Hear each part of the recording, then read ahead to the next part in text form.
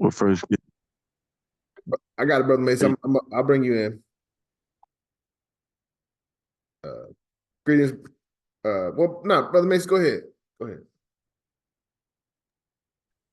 I'll read first, everybody. Welcome to the UNIA 421 Atlanta Julius Nyere mass meeting. We'll first get started with our pledge to the red, black, and green flag. We will do a call and response. Call and response. You can repeat it after me. If you have a flag in front of you, face your flag and put your right fist in the air. I commit my body, mind, and spirit. I commit my body, mind, and spirit to the protection, defense, and security. To the protection, defense, and security of the red, black, and green. Of the red, black, and green. I dedicate my life. I dedicate my life to the redemption of Mother Africa. To the redemption of Mother Africa. And the liberation. And the liberation of her scattered black children. Of her scattered black children. I accept for myself and my descendants. I accept for myself and my descendants the teachings of universal African nationalism. The teachings of universal African nationalism. And promise that our children be instilled. And promise that our children be instilled with the purpose and knowledge of themselves as African people. With the purpose and knowledge of themselves as African people.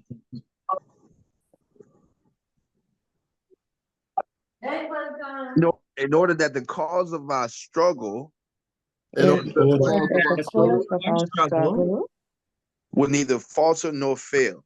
Will neither falter nor fail. Until all black people are free and united. Until all black people are free and united. Through one God. One God. One name. One name. One destiny. One destiny. Race first. Race first. Greetings, family. So thank you, Brother Macias, for leading us in the pledge. What's going on? What's up, John? The camera's on.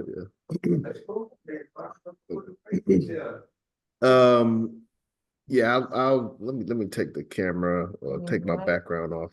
I think we're good. Just to I'll turn that long thing off.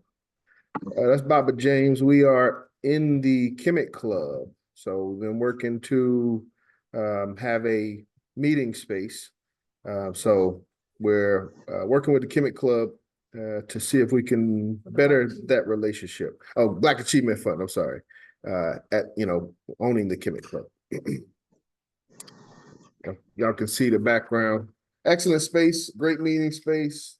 It's another room over there to the left.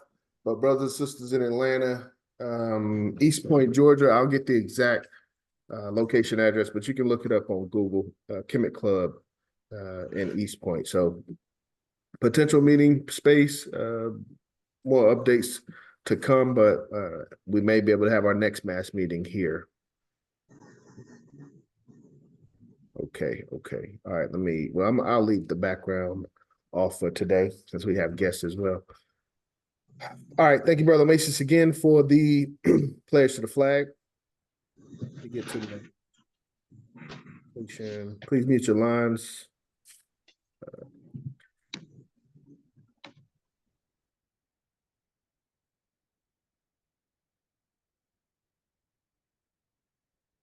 Share. Okay, so after the pledge, we continue with the rituals from Greenland's Icy Mountain. So as acting chaplain, division chaplain, I'll lead in the hymn from Greenland's Icy Mountains, from India's Coral Strand, where Africa's sunny fountains roll down their golden sand. From many ancient rivers, from many palmy plains, they called us to deliver their land from error's chain. Shall we whose souls are lighted with wisdom from on high, shall we to men be knighted, the lamp of life deny? Salvation, O salvation, the joyful sound proclaim, to earth's remotest nation has learned Messiah's name. Waft, waft, ye winds, his story, and you, ye waters, roll, till like a sea of glory, it spreads from pole to pole, to o'er our ransomed nation, the lamb for sinners slain, Redeemer, King, Creator, and bliss returns to reign. Prayer, you can assume the position of prayer if you like.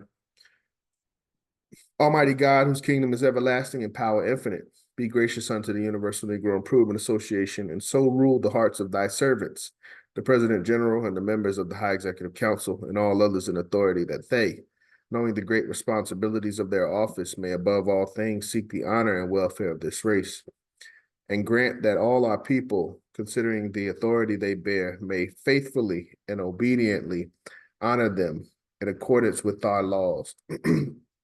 Through Jesus Christ our Lord, who with thee and the Holy Ghost liveth and reigneth ever, one God, world without end. Amen. And last is shine on eternal light. Shine on eternal light to greet our souls this day, dispel the gloominess of night and drive our doubts away. Our longing eye prepare when war and strife shall cease, to view the morn soon to appear, the new era of peace. Thy glorious church, O God, no kingdom can remove, made without hands, this blessed abode, the harbinger of love. Or of all the gifts that flow from thy great throne above, we ask thee on our hearts bestow the gift of perfect love. My soul the light receives and dares the truth to prove, not in blind ignorance believes, but knows that God is love. Come, love, and give new birth to man's destructive mind. Spread where confusion reigns on earth, goodwill to all mankind. Shine on, eternal light, thy penetrating ray shall turn the hour of darkest night into eternal day. Amen. Okay, we'll do a brief roll call. Here on site at the Kemet Club, and again, thank you, President Ross, for joining. This is a surprise for everyone. Not many people knew about it. I think I mentioned to a couple people that we had been talking about it, but today, Bob James was able to coordinate some time for us to be at the Kemet Club facility managed by the Black Achievement Fund. So I'm here. Baba James is here. His Sister Shonda Freeman is here as well. So we got three here. And again, this is just somewhat of an introduction, but planning to have future programs on site here. So we got three here. I see President Ras Marvin joining us online in Atlanta. Mama Amina here in Atlanta. Brother Art in Annandale, Georgia. Our recording secretary, Sister Cecily, our former second Lady Vice President, Sister Diane, former First Lady Vice President, Dr. Kuda, former Third Lady Vice President, Dr. Shams, longtime supporter out of New York, Brother Eric, Third Vice President here in Atlanta, Sister Jamila, welcome and thank you for joining us, Sister Jamila, Brother Naji, Financial Secretary in Training, and Brother Omasius, First Vice President here in Atlanta. Total, we have 12 on call, 2 others, 14 here. Yeah, I'll do ground rules, preamble, and then we'll go into the updates for the executive body. Ground rules, please keep your lines muted when you're not speaking. Sisters, don't give out your personal information. Give out a business line or email is preferred. What else we do? Make sure you take notes so when you do have a chance to speak, you have those notes available, and be respectful and enjoy yourselves. Okay. And I think I said limit your comments to 3 minutes. I don't know if I said that. All right, that's all we got for ground rules. Pretty standard. Preamble, we'll do preamble. Let's see, where's my slide at? We'll do preamble. Brother Art, I'm gonna be calling on you for the minutes from our October 13th meeting. If you can give us an update on kind of what we discussed, and if you have any attendees as well. Preamble for the UNIA. The Universal Negro Improvement Association and African Communities League is a social, friendly, humanitarian, charitable, educational, institutional, constructive, and expansive society, and is founded by persons desiring to the utmost to work for the general uplift of the Negro peoples of the world. And the members pledge themselves to do all in their power to conserve the rights of their noble race. And to respect the rights of all mankind, believing always in the brotherhood of man and the fatherhood of God. The motto of the organization is one God, one aim, one destiny. Therefore, let justice be done to all mankind, realizing that if the strong oppresses the weak, confusion and discontent will ever mark the path of man, but with love, faith, and charity towards all, the reign of peace and plenty will be heralded into the world, and the generations of men shall be called blessed.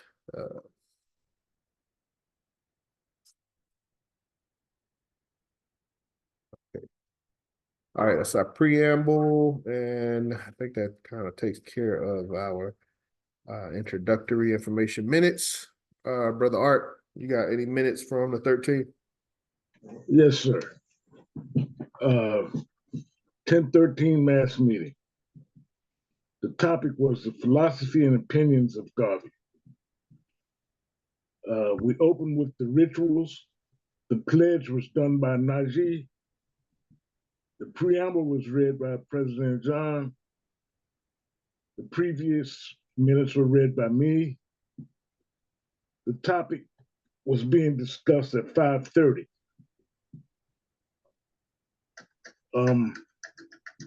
Hold on a second.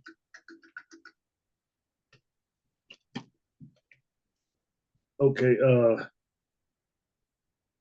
at 5:35, Garvey's word on the traitor's essay was read. At 6:05, the essay, President John said there was a lack of cooperation with the essay.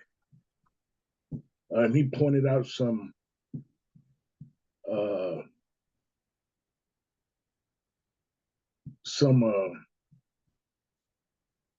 points on what he was talking about.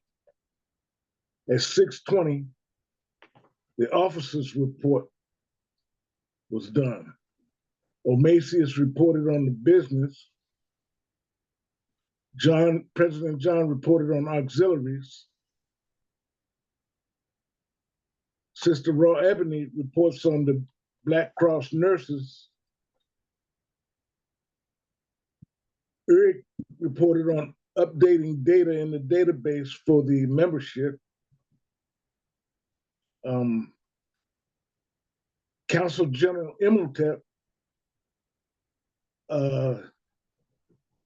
reported on leadership and respect, and questions follow with discussion on the respect that the leadership requests. I reported on the secretary's meeting. At 7:30, member share started. Belinda from Louisiana brought our attention to the wrongful convictions in Louisiana, and to support, they're looking for support to fight the wrongful convictions. And the attendance to that meeting, the roll call was President John, Brother Najee, Lady President Cecily, Second Lady President Cecily, Dr. Shams, myself, Sister Amina, Second Vice President Omasius, Mama V, I don't know where she came from, but I'll get that later on. Brother Orman, Brother James, Brother Cornelius, President Ras Marvin,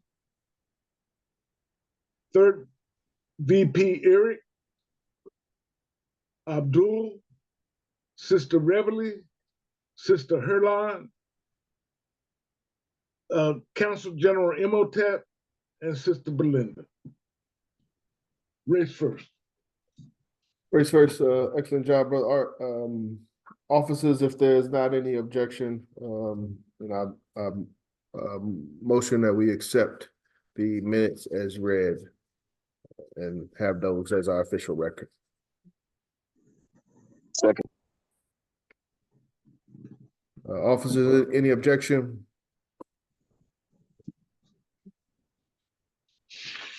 Okay, Brother Art, take your time. When you do get a chance, please email that out, and I'll share that with the officers. Okay. Okay, let's. So we can go ahead and address our change in leadership. All officers should be aware. Our Lady President Ebony chose to step down, and Lady Sister Diane will be serving as acting Lady President until further notice, and all other Lady Vice Presidents subsequently will move up. So Sister Cecily will be First Lady Vice President, and Dr. Kuda will be Second Lady Vice President. Our Third Lady Vice President will become an open position.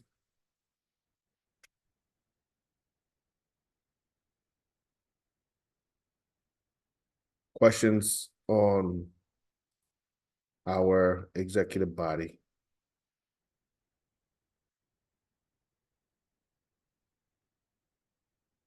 This is what everybody was waiting for.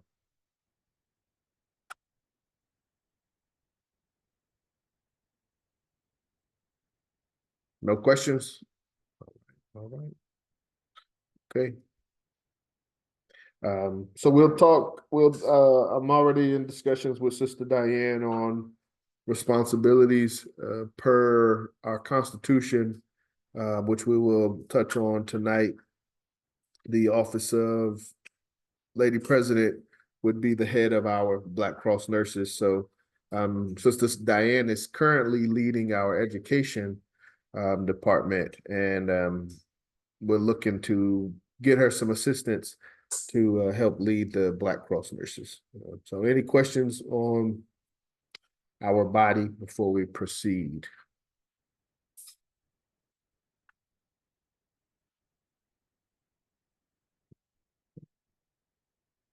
Okay,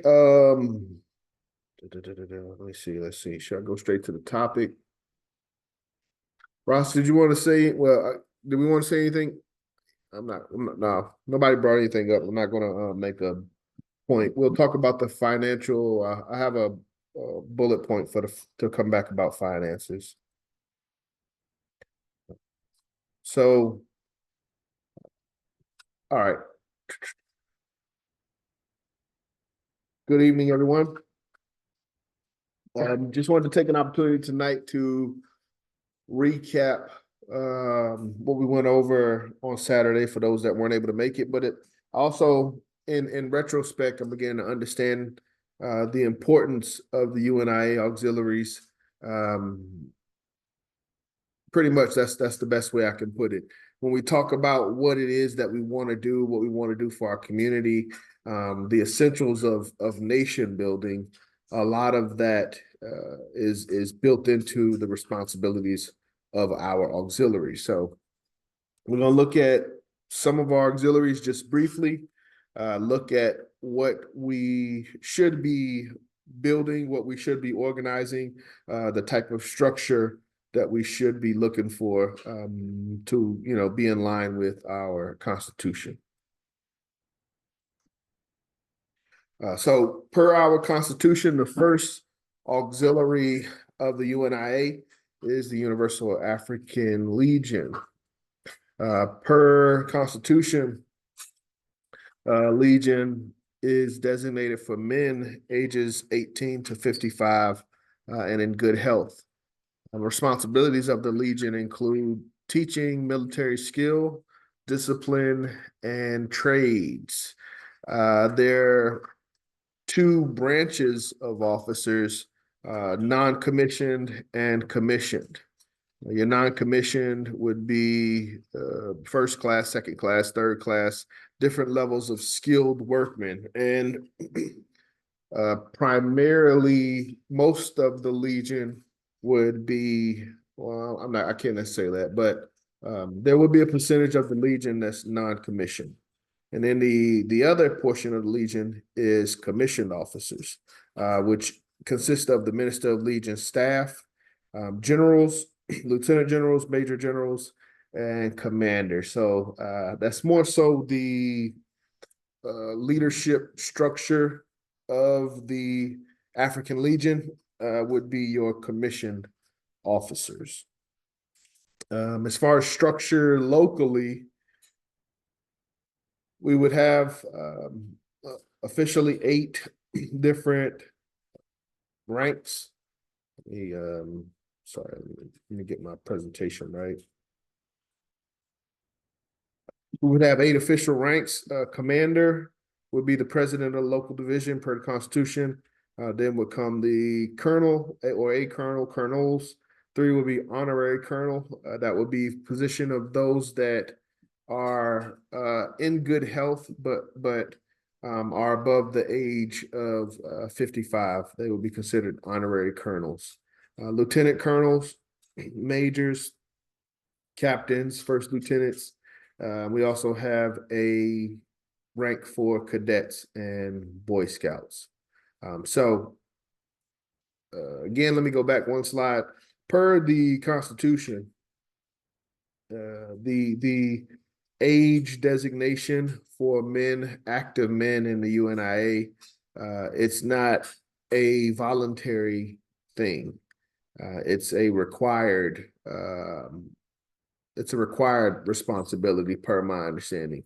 So in essence, in the past, in which we have and we still do, we've had a voluntary approach to the Legion, where I think we should have a required approach to the Legion. If you are a male in between the ages of 18 and 55 and you are in good health, you should, and you're in the UNIA Division 421, you should naturally understand the responsibility to take care of, to protect, our community, specifically women and children. So the mindset that we've had of trying to recruit brothers into the Legion from a persuasive approach, I think is something that we, will change, at least for the near future. Again, all active males in the UNIA should understand the requirement to be a part of the Legion. Any questions or comments on that, brothers, specifically?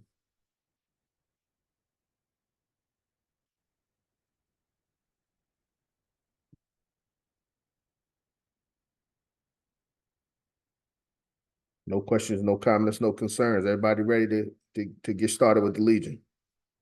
Those that are of age.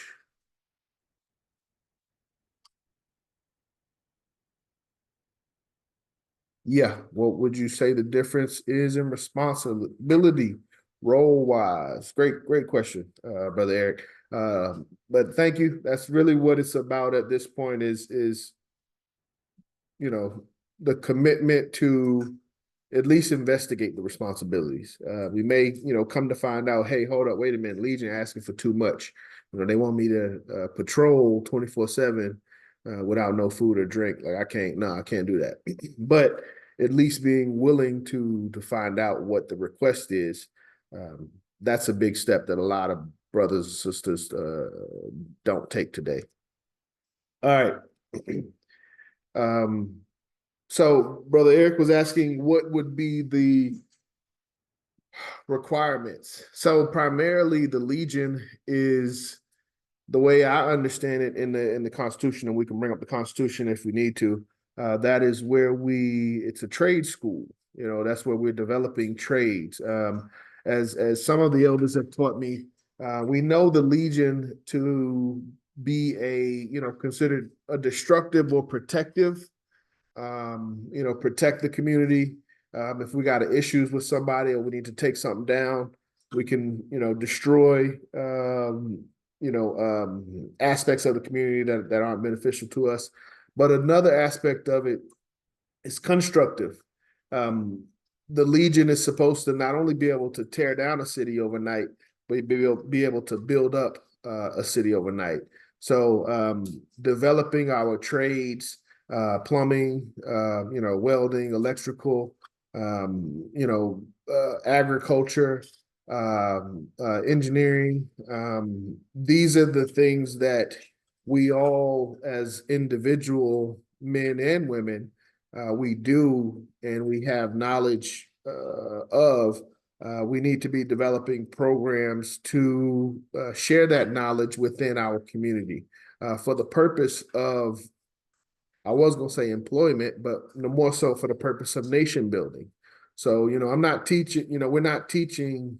You will be able to go out and make money as a contractor off of the things that you learn. But, the main purpose of the programs and the instructions should be centered around nation building. But if you can build a nation, you should be able to build a house and a community as well. Some of the responsibilities per the Constitution, one of the main ones is a quartermaster and staff. Brother Eric, I think you would be in line with that already. And brother Ras, President Ras, is doing a great job. This is something that I've seen in the auxiliaries that builds from the executive body. Each of the auxiliaries has to have a way of managing themselves. One is financially, and the second would be from a record standpoint or secretarially.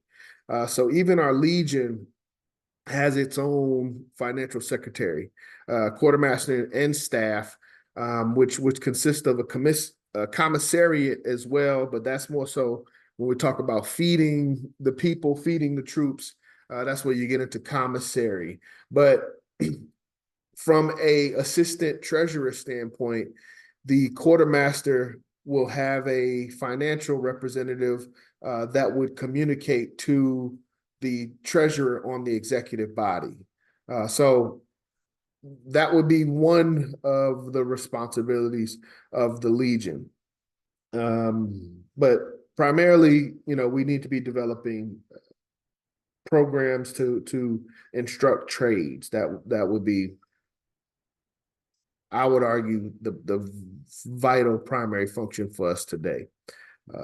Legion includes a yearly tax. We'll talk about that come January.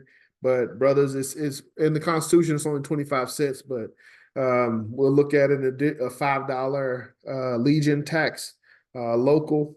This is not something that's being promoted nationally, but I think Constitution gives us the authority to develop or increase our Legion funds through this method. So Legion tax is something that we'll talk about starting in 2025. And examination. One of the main things about the Legion is it's the training grounds for some of the other auxiliaries. So even our Black Cross nurses are required to have a level of military discipline. And I know particularly the African Motor Corps has to undergo military training. So our Legion has to have levels of evaluation and levels of examination. So that's in the Constitution. Discipline, what that means, what that looks like, the expectation for that is in the Constitution. African Legion band, that's not as critical, but it is in well, let me not say that. It's in the Constitution. For us, I would say yes. And for Division 421 locally, it's not as critical. That may be something critical on the leadership parent body level. But if I would compare developing trade programs or developing a band, we definitely gonna be developing trade programs way before we start talking about a band. Conduct, which is in line with discipline, but it's a separate section. But if we're talking about Legion, we're talking about not only the ability to give orders, but the ability to receive and follow orders. So conduct will be an important topic in this in section. Uniforms, we've talked about. We'll talk about that more. National anthem and colors. We should know our anthem. We should know our colors. We should also know our pledge to the flag. The oath, the Legion is required to take a separate oath. Fitness, that's something else that the Legion is responsible for, is physical fitness.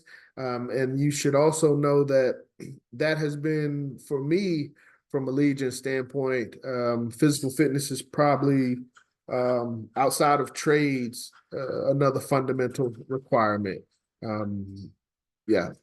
So, and then grooming and hygiene is also requirements of the Legion, and that is also constitutional. So any questions, comments on African Legion before we move to Black Cross nurses? But trades would be the biggest responsibility, the biggest program that we'd have to create. Programs. Okay, no questions.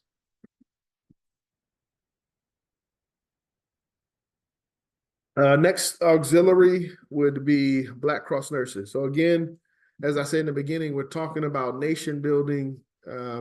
Everything that we're talking about will roll into that. African Legion, being able to protect the community, being able to build up a community, being able to maintain a community is important. Black Cross nurses, being able to prevent illness, being able to respond to sickness or need will always be important. Objects of the Black Cross nurses are threefold. One is a system of relief, so any form of relief that can be provided. Number two is attend to the sick, so that can be, you can apply that to constitutional aims and objectives. Attend to and assist the needy, and reclaiming the fallen. But this is the Black Cross nurses would be the auxiliary in which allows us to carry out those aims and objects of assisting the needy and reclaiming the fallen. Per the Constitution, the Black Cross nurses auxiliary consists of women of Negro blood. Well, let's make a correction. I think there was a question about this at the Black Cross nurses call on Thursday. But again, per the Constitution, active members of the Black Cross nurses are limited to the ages of 16 to 45. Was there any questions on that? Any concern on that? On the parent body call, there was some suggestion that women above that age, I believe it was being suggested that women outside of the age of 45 could still be considered active Black Cross nurses.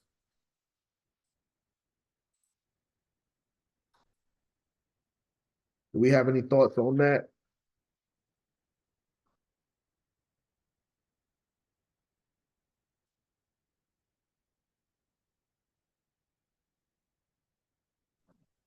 Yeah, I had a question about that real quick. I kind of cut out a little bit before, so you might have answered it.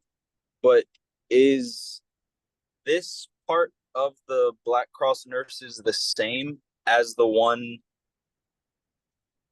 before, or when it comes to the Legion, is it like a different set of like maybe people, or like is it a different level of them, or is it the same? Does that make sense? Well, not really. Hold on. Let me say one thing. The Black Cross nurses and the Legion are completely separate, other than training purposes. Other than so other than training, so same training, different like group. Yes. Legion would undergo, medical training, first aid training from the Black Cross nurses, but the Legion would also provide military training to the Black Cross nurses. So they would train each other, but to my understanding, the leadership for those two bodies is completely separate outside of the Minister of Legion. Per our structure, the Minister of Legion is the head of the Black Cross nurses and the African Legion, but that kind of makes it a little messy. No, yeah, that's what I was asking. But yeah, they're completely separate from my readings of Mr. Garvey's teachings. As far as how, President John, yes, where do you get that the Minister of Legions is the head of the Black Cross nurses? from Where is that in? one second. That's from our leadership. Our current leadership? Or is, because I know in the Constitution it says for the local division, because you have local Black Cross nurses and you have the international Black Cross nurses led by the parent body. But for the local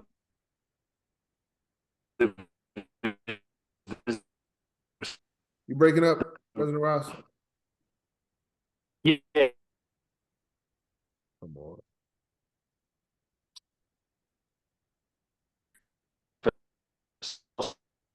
President Ross, you there? yeah. Yeah, you breaking up. Oh. I mean, you could just leave. I'll take care of it. I have to go. I don't know what's up with my page. Ross, I can answer your question. Go ahead. Okay. If everyone can see my screen, you should be able to see the high executive council flow chart as from 2023. All right. Okay. This is our current flow chart. The only difference. I promise I'll help. Diane, I think your line's unmuted. Yes, thank you. The only difference between this flow chart and the current flow chart is the position of Third Assistant President General. As of the 2024 elections, Third Assistant President General is Brother Oster Bryan out of New York. But the reason why I'm bringing up this chart is if you look at Fourth Assistant President General Quahira Sarkhan, his office is first line of defense. Under his office, he's responsible for Minister of Legions, Universal African Black Cross Nurses, he serves as the Office of Minister of Legions, but his responsibilities, Universal African Black Cross Nurses, Universal African Legions, Universal African Motor Corps, and Emergency Relief. So per our structure, the way we currently function, those two programs are under the office of the Minister of Legion. Minister of Legions. President Ross is answering. Okay, President John. Yes, it clarifies my question because the Black Cross nurses headed by the Legions is something that this current administration is doing. Yes, sir. It's not something that is constitutional because the Constitution doesn't say that. The Constitution says for the local chapter, the Lady President is the head of the Black Cross nurses. So, but you got to understand, and the individuals that were on the Black Cross nurses call, our membership is moving towards it being unconstitutional per my perspective. I brought up this particular question about the ages and how it was unconstitutional, but I was argued against in my position. People were saying, no, based on the way, based on the current conditions, we're going to overlook that article of the Constitution, basically was how it was termed. okay, because right now, we can't overlook any part of the Constitution. That's how our ancestors set it up. Unless the Constitution was changed, then, we got to go with the changes. But as far as for that part of the Constitution, there hasn't been any changes. And from the previous Black Cross Nurse Director from the parent body, on the previous administration, also the first Duncan administration, she put out a whole pamphlet, 50-page document with membership application and everything for the Black Cross nurses. The Black Cross nurses is the auxiliary by itself, just like how the African Legion is an auxiliary by itself. We have to realize that the only reason why, because that's why I asked you where you got it from, it must have came from this administration. So that's the only reason why the Black Cross nurses is underneath the Minister of Legions, because this is how the our current parent body said it, but it's not constitutional. Yes, and brothers and sisters, that is the challenge that we must understand. That is why I ask questions when it comes to the information that the leadership provides, because as Ras Marvin just explained, what is the direction that we are being given is not in line with the Constitution. So, yeah, in those situations, I stand with the Constitution. New members, new leadership, I understand that can be difficult to go against, what the leadership is saying on a conference call. But at the end of the day, if I have to be the only one, I'll stand with the Constitution.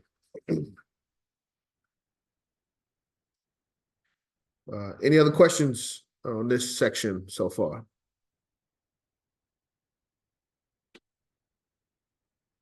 But yeah,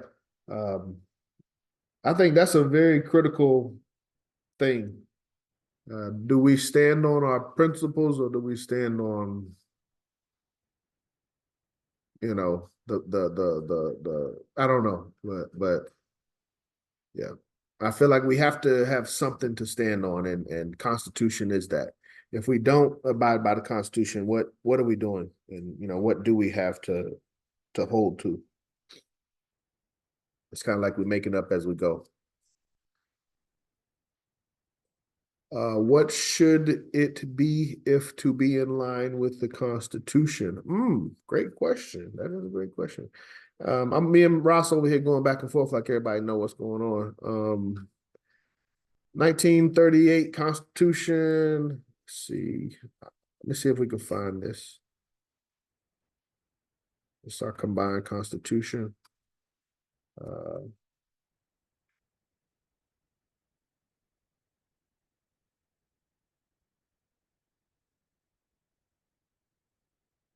Okay, let's first look at the Minister of Legion, which is funny in itself, because, yeah, to my knowledge, the position itself was eradicated in 2005, and it has not been, it's not a constitutional position. Ras Marvin, correct me if I'm wrong.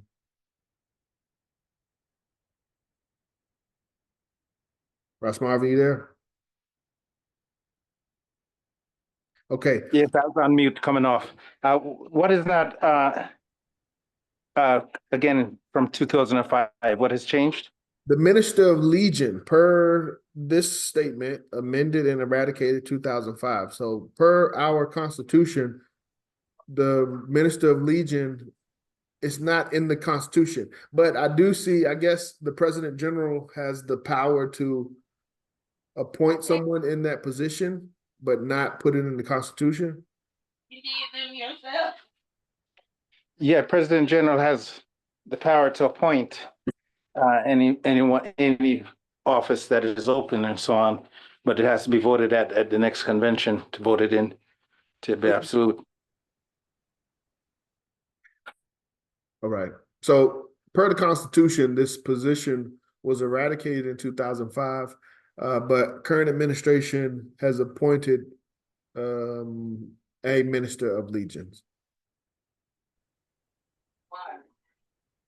Okay. Okay. I'm glad you mentioned that, President John. But per the Constitution, Minister of Legion shall be the administrative officer of the Universal Negro Improvement, what national? Okay, he shall be subjected to the commands of the potentate. President General Executive Council shall nominate his staff and chief thereof with the approval of the President General Potentate, and shall make actual appointment. He shall use every means by travel correspondence and appeal to have a division of the Legion fanned in every city or district. So it's an attachment to the Legion. He shall regulate all details as to uniforms and shall give orders for other movements on the instruction of President General or Executive Council. He shall recommend privates and officers to the Commander-in-Chief for promotion. So yes, well, I don't see any connection here in the responsibilities of Minister of Legion that tie to Black Cross nurses.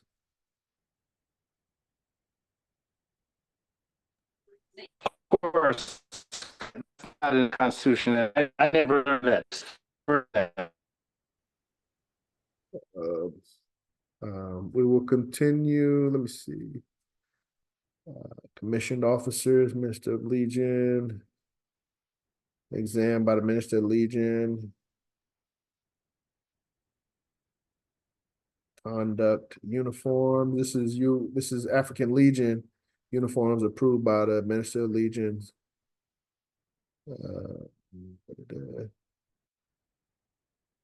So this is the last mentioning of the Minister of Legion, the head of university, head of, shall we bring it up, General Lady? Training. Okay. Yeah, Minister of Legion is attached to the African Motor Corps, but that's because the Motor Corps is tied to the Legion.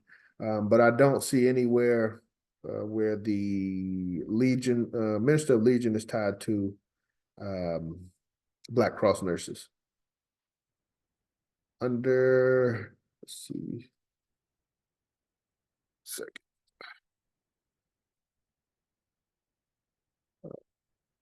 Yeah, Black Cross nurses fall under, yeah. The Black Cross nurses were supposed to be attached to our Surgeon General.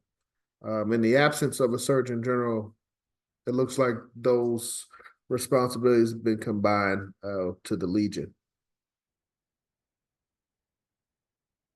But yeah, I mean, the structure is not. Surgeon General is the highest official. Yes, the structure is not constitutional, but based on the authority of the President General, I would say that the practice of allowing the minister to assume the authority of Black Cross nurses would be constitutional.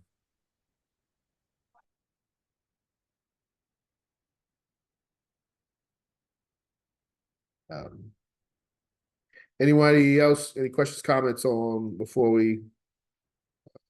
Black Cross nurses?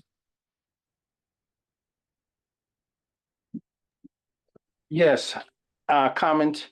When it comes to the Black Cross nurses locally, we have hundreds of people that has contacted us and gave us their information, phone number, email, and said why they want to be with the Black Cross nurses. So a new lady president might be coordinating it. So we need to connect together at the office so I can give you this information to put on a spreadsheet at the office.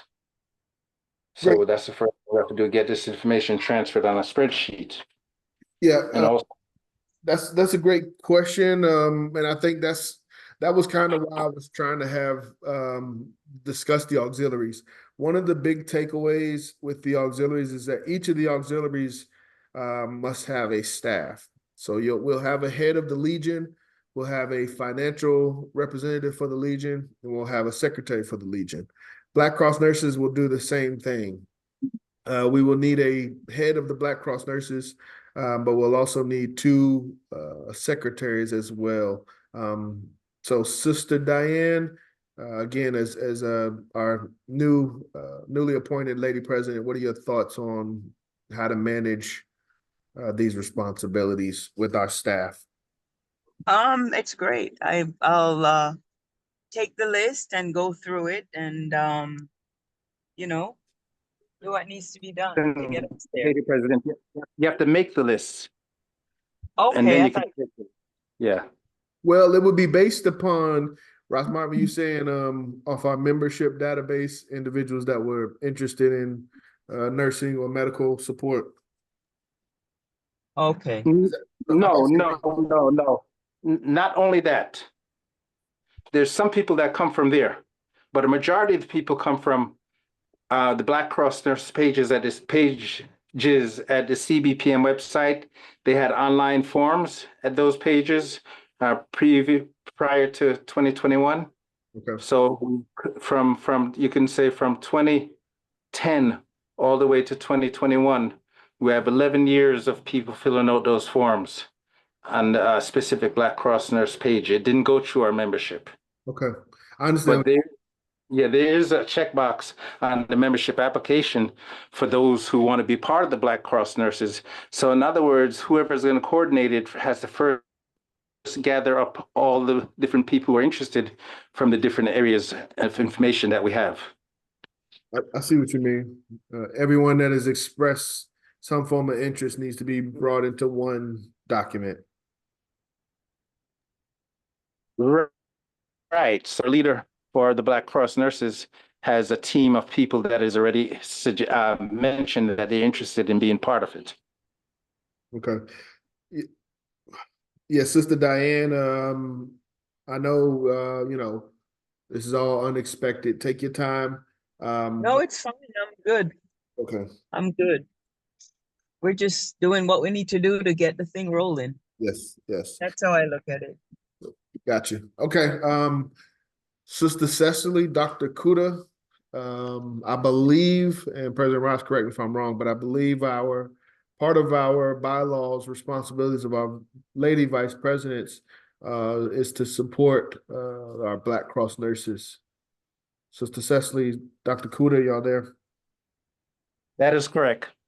Thank you, President Ross. Yes, President John. Sister Diane may need some support. Can we count on you two to support Sister Diane with the Black Cross nurses?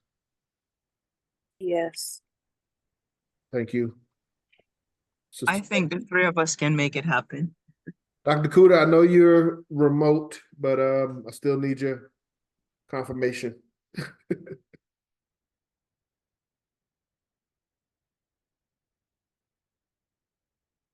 Dr. Kuda? Oh, I think we got interrupted there. Maybe there was a network. Apps. Lady President Diane, you got my support 100%. All right. Thank you very much, Lady President and Lady Vice Presidents. Sounds like we got a good core group, and that's what it takes. Officers, leaders, that is the position of leadership. We have to create the nucleus that other members can support. But we got to understand that everybody's looking for leadership. So we got to set that example. Speaking of that, I already got commitment from my brothers. Yeah. All of age brothers, y'all already locked in. Of age sisters, 16 to 45, we will need your support. Lady Presidents, support our Lady President. Yes. All right. Brother Nkosi, I saw you had your hand up for a second. Brother Nkosi. Yeah, race first. I was looking at some archives and some archives catalogs, and there was a couple of textbooks that I came across dealing with nursing communication, nursing interpersonal relationships, nursing psychology, nursing accounting. It's a lot of different it's legions of information that and nursing and also nursing research methodology. There's also like a subject criteria or a subject structure for research that nurses would normally find themselves a part of. So that was one of the things I wanted to bring up with Inquisition. And another part of my inquisition that I wanted to bring up was Queen of Four has a textbook by the name of The Sacred Woman. And so I'm wondering, like, I guess I wanted to know, is there any chance there would be like initiatory, is that's a word, an initiating or a neophyte, respectfully, or like a rudimentary, intake process. I'm sorry for this vernacular, these vocabulary terms. I'm trying to think of the word that say like a pre-reading list. But that's not what I wanted to say. I wanted to go more in depth with what I was trying to relay. But a pre-reading list for the personnel management process, like when you go out recruiting Black and African women, in each age group, would there be like a required reading list? What is the required reading list for each African Black woman's age group? Because in the later years you got menopause. In the Kentucky years, you have menopause. You know what I'm saying? In the pre-breasting years, it probably would be something dealing with. They need to know more about their anatomy, because if you don't know, Baphomet is pushing out a host of disunifying literacy, dealing with what I'm asking about. And I apologize for speaking at random. It's because what I'm asking is everywhere. But I get, okay, to summarize, what is the reading list for each age group for the African woman aspiring to be to embark on the process to be a part of the Black Nurses Corps? And I yield. Thank you, brother. Can I take that? Can I answer that, President John? Go ahead, President Ras, please. Yes, as our president said earlier, it's going to take a staff to do this. And to answer your question directly, Brother Nkosi, is that we have to understand today is not the first day that the Black Cross Nurses is being organized in a government. It has been organized from years, decades ago, and the information has been passed down.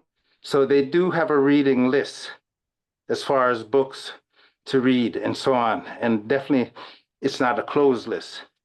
So everything about the Black Cross Nurses family, we have it in writing from A to Z and all the illnesses and everything. I just have to get that to President John. I haven't I haven't looked for it, but I know if I look for it, I can find it. And it came from the previous international director of the Black Cross Nurses, Sister Basima Muhammad of Division 421. She did the research, she put all the information together. It has a reading list, membership application, recruitment for the Black Cross Nurses, what the Black Cross Nurses is supposed to be doing in the community. It has everything. So be patient with us, Brother Nkosi, and we'll make sure that everyone who's interested get this information. But first, we got to organize ourselves. Yep. Thank you, President Ras. Before we put out, we have to put in. Yep. Thank you, President Ras. So that is something, as President Ras said, we have a record of. If we need to make improvements, that's something that we can do once we get the foundational information. But your question, you were more so asking, I guess, on the adult level, what is the qualifications that have to be demonstrated in order to be in a certain rank of a Black Cross nurse? No, I was, because I'm looking at destruction. Well, okay, I'm coming as a nothing, right? I'm a nothing, a nihilistic nothing, right? So I mean it to say, dealing with sociogenic brain damage, my mind ain't really got none. And so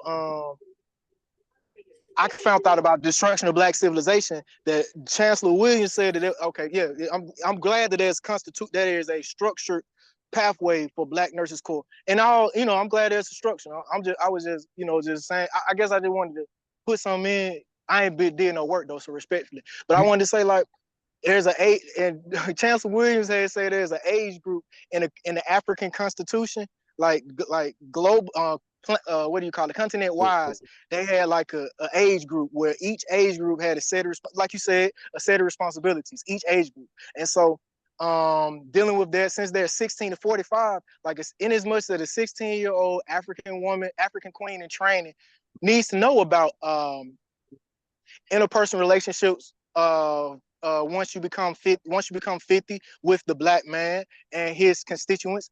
You know what I'm saying? She probably still need to know about, sodomization defense, and I guess that's and what sodomization rehabilitation, and nurses have to, and Black nurses probably got to deal with it. And so, you know what I'm saying? I was looking at Queen of Fu as Sacred Woman, and she got some stuff in there talking about like how the healing process for the womb, for the matrix, the Black womb or heaven, she has stuff in there. And so I'm not saying it's going to be inundated into the Constitution, the UNIA Constitution, but as far as as far as a suggested reading list, I was just saying like maybe, you know what I mean? Like maybe what or what if? So that's it, you know what I'm saying? Yeah. I didn't write no memorandum or no proposal. I was just speaking as a nothing nihilistic self-genocider. Yeah. Yeah, let's as Ras Marvin said, let's look at what we have. Let's study and understand what we have. And then we can build from that. But to your point, you kind of alluded to the juveniles department, which was another auxiliary of the UNIA. And so we'll, I think this starts right here. Yeah, rules and regulations for juveniles. The UNIA Constitution breaks juveniles up into, I believe, 4 separate classes. And each class has a particular development course develop a course of study for each class. So from ages 1 to 7, we should be teaching juveniles according to the Constitution, Bible class and prayer, doctrine of the UNIA and ACL, facts about the Black Star Line, Steamship Corporation, Negro Factories Corporation, and history of Africa in storybook fashion. So 1 through 7, fairly general facts of the UNIA mixed in with some prayer and Bible reading. Ages 7 to 13, souvenirs class is what this is called. Well, this is the souvenirs class for girls specifically. Will be given the same time as training of number 2 class. The only difference being that the boys of this class will make souvenirs with wood and carve with tools instead of needles. So girls would make souvenirs with needles and sewing.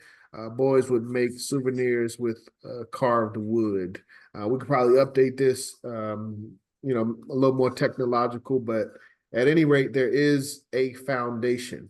UNIA-ACL cadets, so ages 13 to 16 is a cadet training. Rituals of UNIA, military training, flag signaling, Negro history. Some of the books per our Constitution, from Superman to Man, White Capital, and Colored Labor, When Africa Awakens, African Lure and Lyrics. This class must be taught by a member of the Legions who is acquainted with military tactics. So we should have courses of study, institutions of education for our youth for all of these ages. Ages 14 to 18, preparatory nurse class, making uniforms for juveniles, Negro history, etiquette, talk on the latest topics of the day, elementary principles of economy, Negro story writing, hygiene, and domestic science. This class shall be taught in 3 divisions or classes, namely 14 years to 17 years, 16 to 17, 18 years to finishing class, shall be trained by the Black Cross nurses. So from ages of 1 through 18, as I was saying with our Legion, trades, developing trades, same thing with our Black Cross nurses, developing, we can call it trade skills in the health realm. As we're developing these things, not only for the adults, we also have to develop these programs for our children. And as you can see, if we have a system from 1 through 18, by the time you're 18, the child is trained for either the Legion or Black Cross nurses. And I'm sure they would be able to provide, benefit to the community to put food on the table. But to answer your question, yes, there are. I'll finish with the laws for children. We even got laws for children. This more so talks about conduct. No juvenile shall be allowed to talk.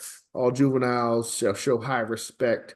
Any juvenile found using profane or bad language be reported to the superintendent. So it's more about obedience and discipline, which is also important for bringing up our next generation of leaders. More importantly, I think, is the laws for teachers. So in addition to having qualifications for our children, qualifications for our men and women, our skilled and master tradesmen, it says laws for teachers.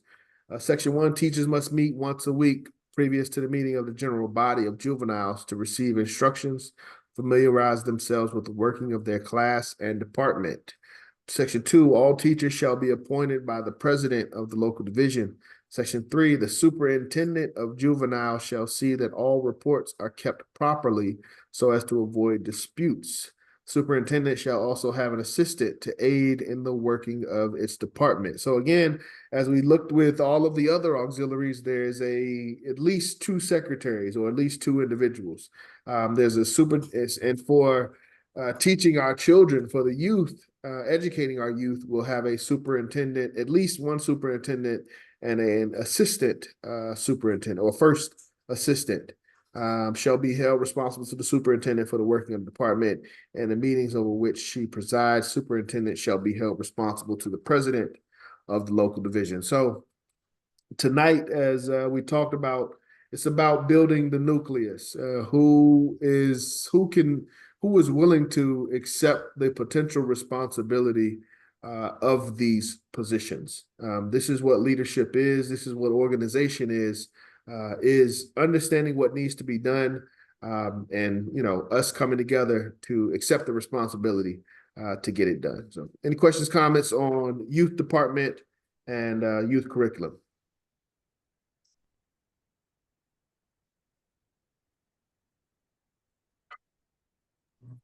One Love, greetings. Greetings. Is this in the Constitution?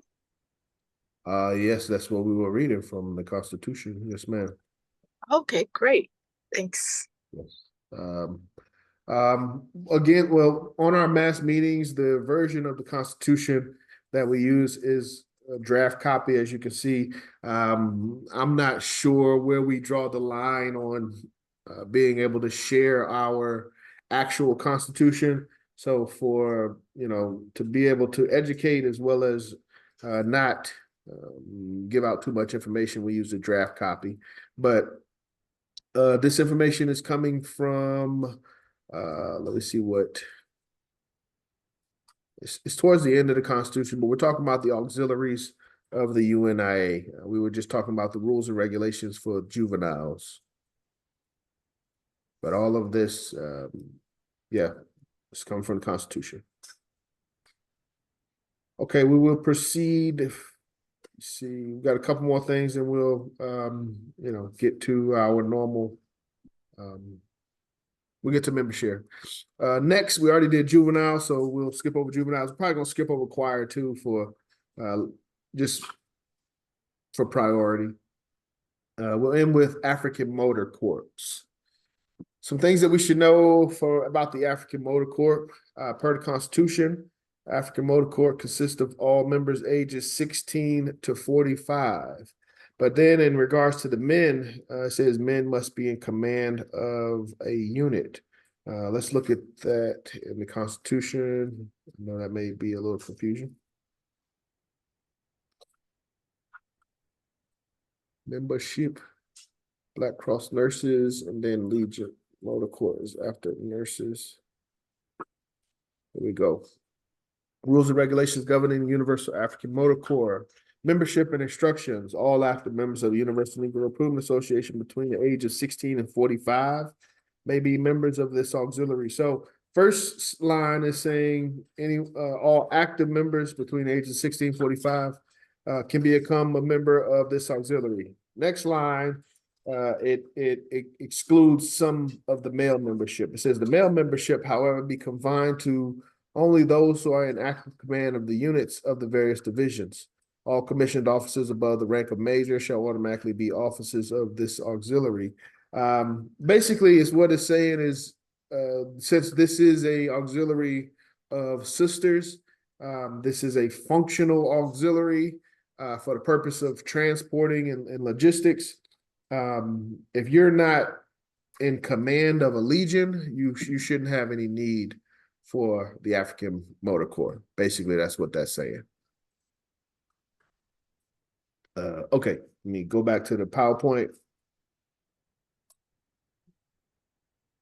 So women between the ages of 16 and 45, and men, I would argue between the age of 16 and 45 that are in command of units. African Motor Corps is under the Minister of Legion, so as well as Legion, African Motor Corps is under Minister of Legion. African Motor Corps is to be trained in military discipline by the Legion. Head of the African Motor Corps will serve the title of Brigadier General. And I believe that per our last discussions, the last Brigadier General that we had talked about was Sister Cashapp, Lady President in Philadelphia. I'm not sure if she is still holding that position, but she was the last official Brigadier General of the African Motor Corps. Rank of officers. So again, officers, the nucleus, you'll have captains, you'll have first and second lieutenant, and the first and second lieutenant, let me go to the Constitution because I'm pretty sure first and second lieutenant will serve as secretary and treasurer. Article 4, management, section 2, local officers of this auxiliary shall be a captain, a first and second lieutenant. So the nucleus of our African Motor Corps, we need a captain and we need a first and second lieutenant. And such non-commissioned officers as may be found necessary. So if we need anything else outside of that nucleus, we acquire that, we organize that. The captain shall be the president of the unit. So the captain is the president. The first and second lieutenants shall be its secretary and treasurer, respectively. So tonight, that's one of the main focuses. Again, the concept of nucleus. We've talked about the Legion, which has a requirement of, quartermaster and staff, which includes commissary. So who's going to, who can feed, 100 men and women, who can help to house,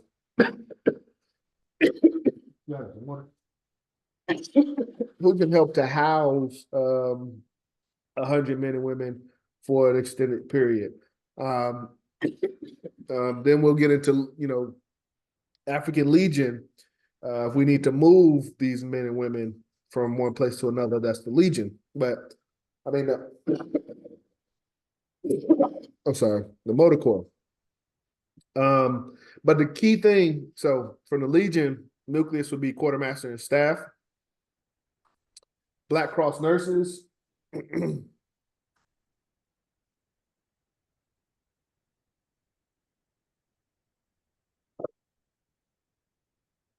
In addition to the Lady President being the head of the Black Cross nurses, we should also have a secretary and treasurer. So that's something we should take away. And then for African Motor Corps, we need to develop and have a captain and first and second lieutenant. Motor Corps will also learn or teach how to drive a car, parallel parking, so forth, different forms of transportation. We must understand and know the different forms of transportation, benefits and drawbacks of each. And most importantly, well, one of the most important ones, how to maintain a vehicle. The African Motor Corps came about in a time where it wasn't as easy to travel throughout the countries, particularly in the South. So a broken down car could be a death sentence, particularly for a unchaperoned Black woman. Having our women know how to maintain a vehicle, keep a vehicle on the road, as well as men. We must know that as well. But that's one of the critical components of the African Motor Corps that we must help to rebuild and reestablish. Brother Nkosi, I saw you had a hand up. I say it's a race first. I guess I wanted to. It was some earlier, but I know when you said about the tribe. Oh, well, yeah, it was some earlier. But two things was first the Green Book. Are you familiar with that? The Green Book. Yes, sir. All right, bet. I don't know if that could be something that we could try to update or put a part of the research auxiliary for the motor corps. Also, too, like about paralanguage with motor, because there's different means of communication. Because it's like it's different means of communication dealing with the nervous system and how the engine goes. Like when the engine go in a different gear, or when you hear a motorist revving up their engine, especially if they black, you know what I'm saying? What are they attempting to communicate, and what are they communicating to other people to other black people who understand the communication? Because as you know, Baphomet, builds these engines, but they also Baphomet okay, I'm gonna just leave that at that. Dealing with like if it any way possible we can get to the paralanguage that's incorporated in driving, like because just it's called nonverbal communication. And it was something else, but I cannot recall it. And if it does come back to me, I'll type it in. Thank you for this opportunity, and I yield. Sure. Thank you, Brother Nkosi. That's something to look into again. We want to make sure we got a good grasp of the foundation. And as we build from the foundation, we can incorporate, evolve, adapt, and modify. Okay. I think that's pretty much all I have as far as the Legion. Couple other things. Uniform, the importance of uniform. It's a lot that goes into that. So it teaches us cleanliness, order, a little bit of discipline, rank, hygiene, maintenance. So all of those character building traits are required and are developed through the practice of wearing uniform. So that's something else we'll look to incorporate in the near future. We talked about the youth. We talked about the youth in detail. We're going to skip over the choir. Knowledge required for the officers. So some of the things that the officers will need to know, specifically Legion officers, they have to know military life, have to be trained for war. And again, this is not constitutional. This is per discussion with UNIA. This came out of our history of UNIA discussion. This was some of the things that we said we need today. Knowledge of major institutions, how to either utilize or protect these institutions. So schools, hospitals, the community as a whole, farms for the purpose of food, being able to protect our food sources, water sources, how do we protect our water sources, et cetera. Some requirements of the Legion are being able to master observation, monitoring areas, wearing a uniform at all meetings. So we talked about how other militaries, when they're having a gathering, a military ball, that's when they will dress up in their uniform. But when they go out in the public, they're back in civilian clothes. So knowing and having opportunities where we can kind of dress up, our award ceremony that we need to plan would be a great opportunity for us to dress up in uniform. Convention High Executive Council would also be, it's kind of a ceremonial thing. And that when you look at the Constitution and when you study Mr. Garvey, you know that the aspect of ceremonial routines or practices he felt was important, and it's also in the Constitution. Civilian clothes in the community, drilling. So practicing drilling, the importance of drilling, the value of being able to move a large group of people either away from or towards, either away from a problem or move them towards a solution. But drilling and being able to move in unison, Also learning to be in formation, the different sizes of formation, knowing the different sizes of formations from a squad, a platoon, a brigade. When we go from 10 men to 100 men to 1,000 men, how many squads, make up a brigade, so forth and so on. But having a level, this is just, and obviously this is just general overview type of thing that we'll have to study. Brother Nkosi, I see you got your hand up. Yeah. So respectfully, race first. Not to be attempting to speak as an intellectual eroticizing. You said about drilling. Is in any way possible we'll get to a proposition could come up with a what do you call it? A petroleum engineer corps and a what else is it? Well, a nautical. Yeah, brother. No, this is marching drilling, not drilling. I know. I was using it as a caveat because you had okay. said something. You had said something about institutions, and there's what I'm saying, petroleum engineering, nautical engineering. You got, and so those things also too can have like a small club.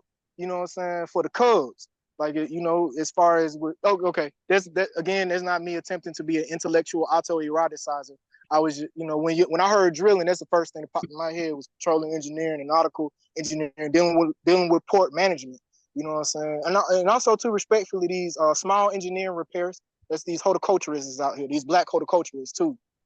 As far as with the institution side, because that's something. That's something I wanted to. I've been thinking about. I got you.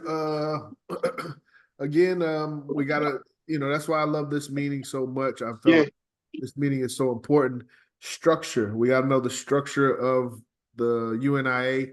What you're speaking of, I would argue, would be more so either business or labor and industry, particularly, but not a.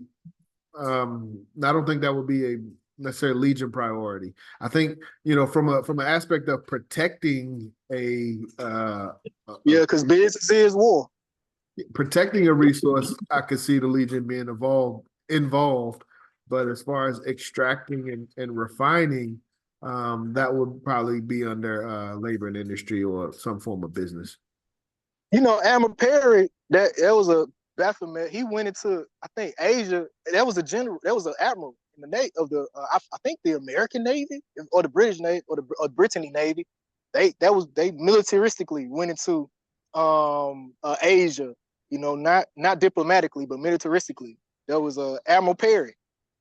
So that that's for, you be saying these keywords, war and drilling. So I apologize for going for maybe straying away from the structural topic. Yeah, I just wanted to bring it out if I could. But again, the focus for today: UNIA Auxiliaries, Legion, Black Cross Nurses, Youth Department, African Motor Corps. How do we restart, I guess, for lack of a better term, these auxiliaries, these programs? Do we have the people? Do we have the commitment? It's not going to be a quick turnaround, but we have to find the committed individuals that are willing to hold these responsibilities. That's the focus of tonight, in understanding these responsibilities, and also understanding that commitment comes with the acceptance that you may not understand everything up front. Brother Nkosi. So how would an African whom is experiencing sociogenic brain damage or completely mindless, walking on his brains, whom may have to be a prisoner of war, and whom has no land, no property, no understanding of language, and his knowledge of self is very derogatory. Mm-hmm. How would this African prisoner of war that's been having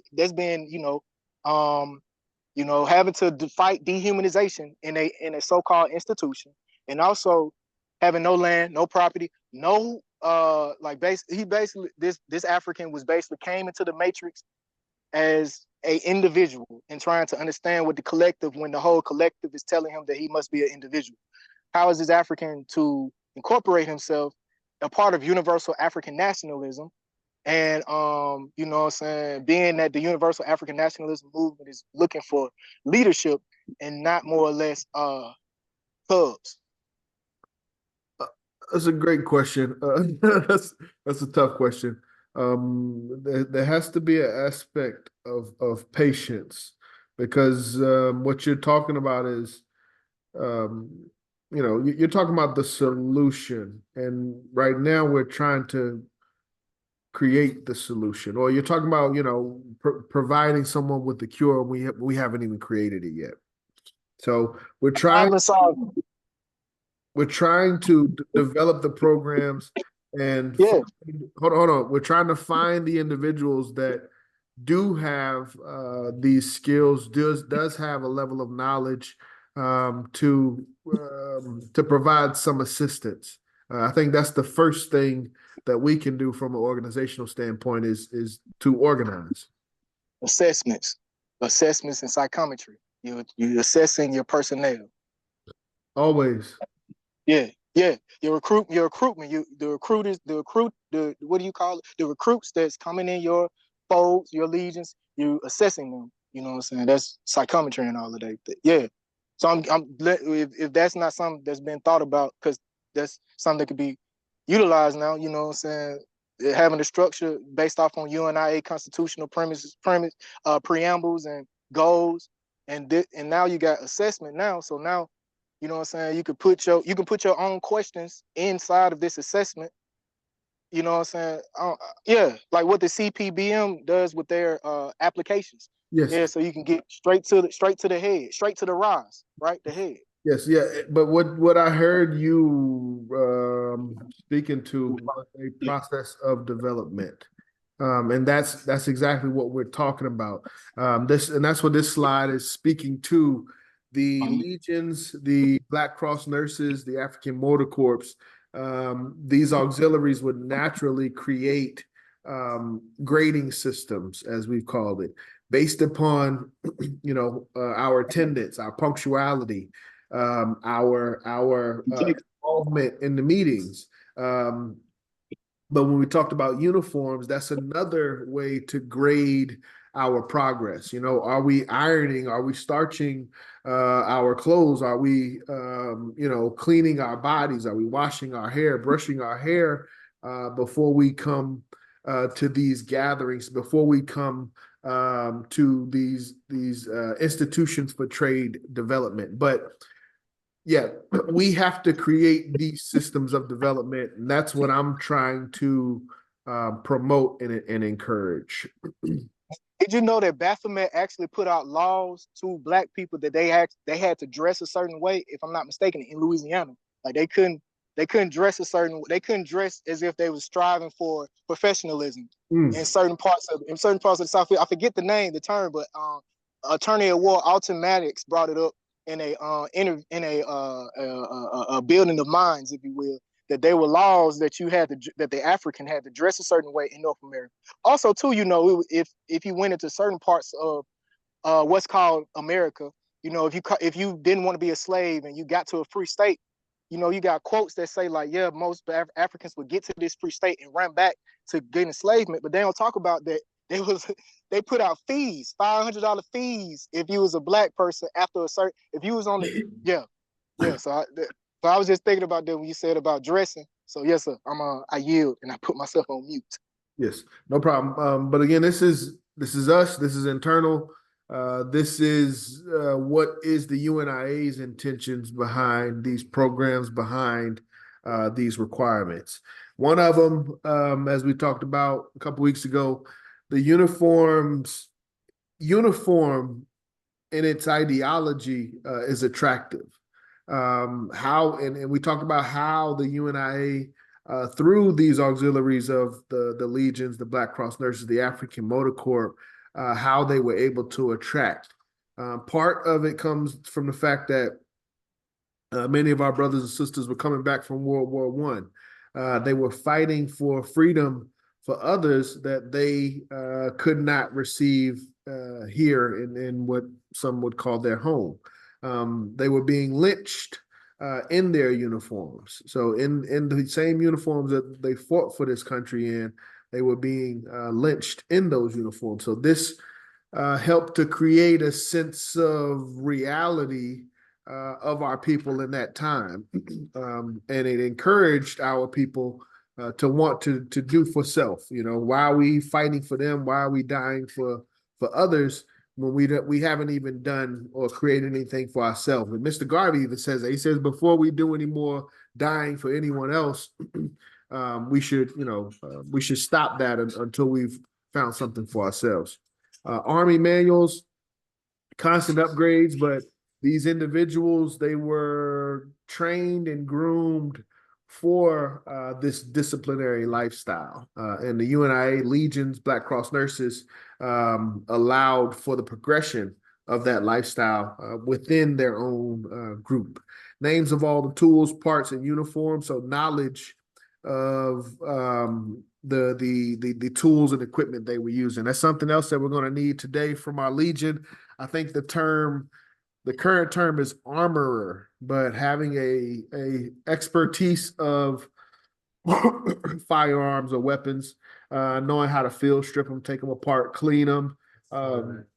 What's that? That's what? Quartermaster normally carries the armor. Got you. Quartermaster, Baba James is mentioning. But our brothers and sisters had these skills, had this knowledge, and the UNIA through these programs were able to attract our people because it was something that was familiar to them. Firearms training and license is something for modern time. We must know a lot about Africa today. Military must operate in land, ocean, sea, and air. Well, land is sea. Land, sea, ocean, and air. Even modern day drones, we've got to get knowledge of drones, understand how those are being used in disputes. And the last one, know how to pitch a tent, mosquito net repellent. So Bob James, we have been talking about, just being able to survive on the land, a weekend retreat or whatever it may be. These are things, how to start a fire. These are just fundamental things that we take advantage of in this first world. How to filter water, how to cook food, how to use bait to get fish, whatever it may be. All of these things we should know. We should be developing programs so that we can attract our skilled brothers and sisters. Brother Nkosi, you got your hand up again, my brother. We're trying to wrap up. Go ahead. Brother Nkosi. Yeah. So dealing with what just happened, right? The swine flu. No, that wasn't it. It was anthrax. Nope, that wasn't this time. That was the genetic. Nope, not that. I'm not talking. So syphilis. Nope, not the Tuskegee. No, not that. Chemical biological warfare. And nerve gas, and what I'm saying, that's something we need. And also the not dark. I don't want to say dark in reference to evil because I'm dark, as in my skin is dark. So I say the non-African alliance about how what I'm saying, you had and I bring it up speaking about chemical biological warfare. How cocaine was put in Bayers, and cocaine was originally put in Coca-Cola, and what else was it? How a non-Rastafarian, would be using Chinese yellow grown hemp grass to alleviate the pressures of being constantly pushed nihilism through programming, through television programming. And so how a non-Rastafarian, an African non-Rastafarian will utilize yellow grown hemp grass, that's dealing with chemical biological warfare.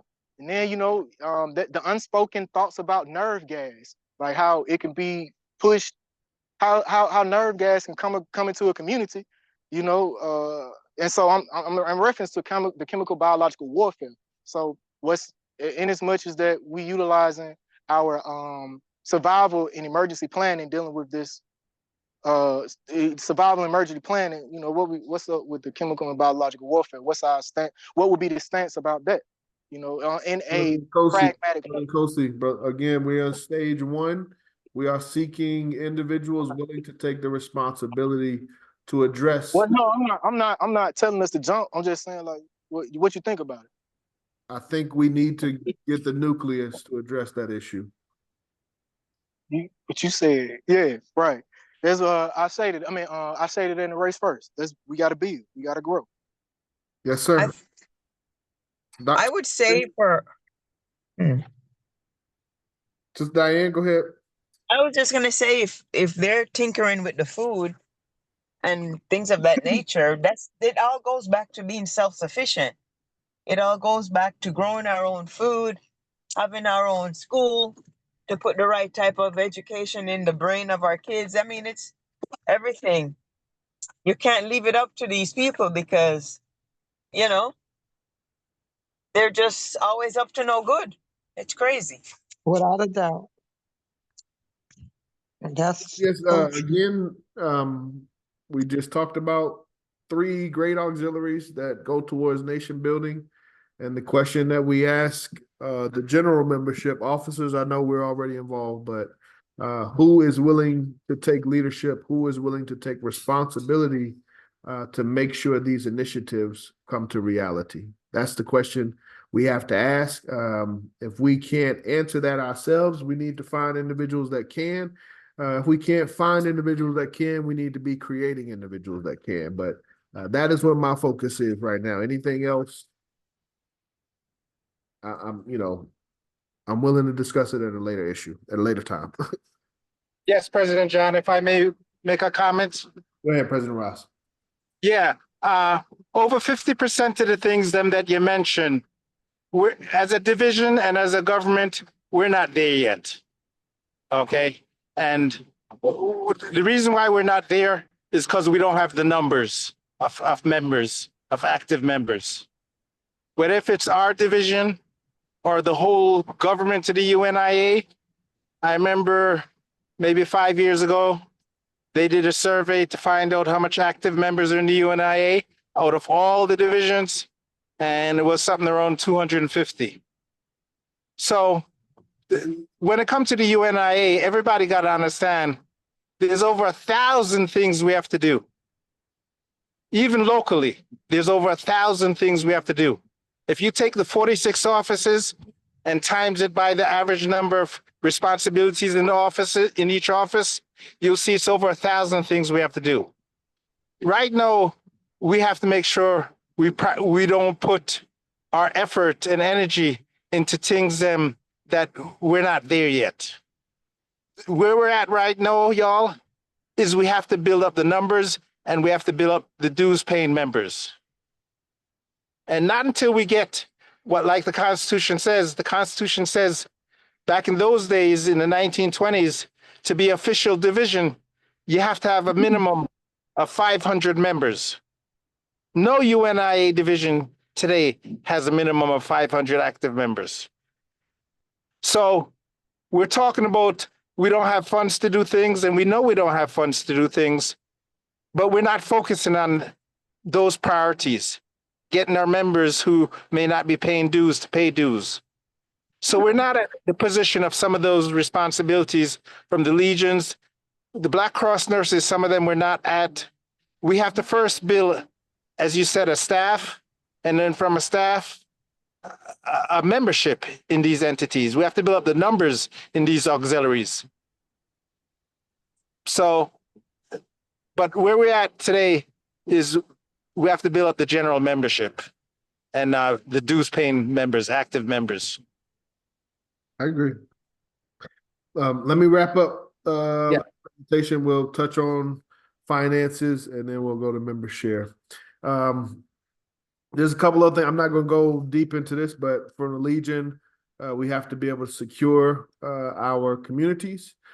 Training, a big aspect, not only from a military training aspect, but general training. A lot of the UNIA, in my opinion, is development of leadership.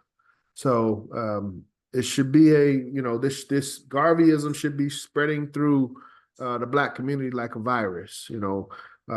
Someone should be teaching us, inspiring us to take on leadership, and we should be teaching and inspiring those around us to take on leadership. So training is a constant component of UNIA, even outside of the auxiliaries. And last couple slides, emergency preparedness. So Black Cross nurses as well as Legion will have to make sure we have a level of emergency preparedness. And actually, we talked about this as something that it's a takeaway. So something that, we can all start today. Making sure you have, a supply of water, some canned goods or food that can be preserved for a period of time, but start to at least try to establish at least a month of supply, just in case anything goes wrong. You can have a supply of food, batteries, Band-Aids, candles. All of those things are things that we can start to acquire today because we never know when we'll actually need it. And last thing, membership. So I think it's a catch-22 or so to speak, or a chicken and the egg type of thing. I don't know if, we're waiting for the people to come in and to develop the programs, or if the people are waiting for us to develop the programs to come in. But either way, these programs are UNIA initiatives. So when we talk about membership and contributions, those that pay dues, those that provide, donations or whatever it may be, or contributions, not donations, those funds go towards these programs. So community charity programs, whether that's Garvey Day, Ancestors Day coming up, our yearly awards that we like to do, the funds that members provide goes towards those programs. Officers training, we really haven't used a lot of funds for officers training, but if something comes up, we may need some funds for officers training. Travel for the UNIA, so travel for our local representatives to attend High Executive Council in April and to attend convention in August. Our funds, the membership funds, go towards your division being able to attend these programs so that we can, be present to represent our region. Development programs, so the real estate investment trust we've been discussing. We're just looking at Black-owned stocks. We talking about that and teaching on that, as well as credit building. Brother Macy's has done a great job on the business meetings to make sure our leadership is in a position to give rather than receive. So business development programs. And again, as we just discussed, African Legion, Black Cross Nurses youth training. The funding that comes into the UNIA would go towards the establishment and the creation of these programs. But again, in my mind, it's all about nation building. So the funds should come in, and we should be using those funds to essentially bring in more funds, or at least reduce our need or dependency on others. So just a reminder to all officers, all members, all potential members, all supporters of Mr. Garvey and the UNIA, please make sure you are an active member. You are a dues paying member. You can become a member of Division 421. I would recommend our recurring dues payment system, cbpm.org/421 funds. You can make us one-time payment, Cashapp, $UNIA 421 fund. And we also receive one-time payments via our direct PayPal, paypal.me/UNIA. Got 9 in the chat. Questions, comments on any of this? Brother Nkosi, slow it down.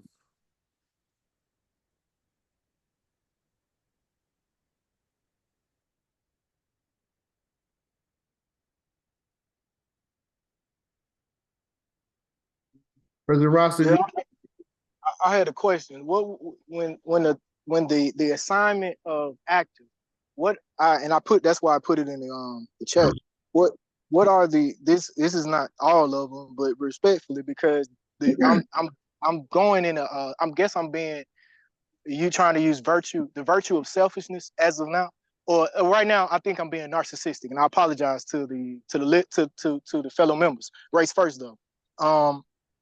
With what I'm trying, because I know I'm facing some stuff over here on my part, dealing with you know what I'm saying, dehumanization and lobotomization. So I wanted to, right now, while I'm capable of verbally communicating, what are in this paradigm, what are the legal, psychological, land ownership, sex orientation, affiliation to Africa, views on miscegenation, parenting, worldviews on elder, ancestor, infant, toddler, and child worldviews?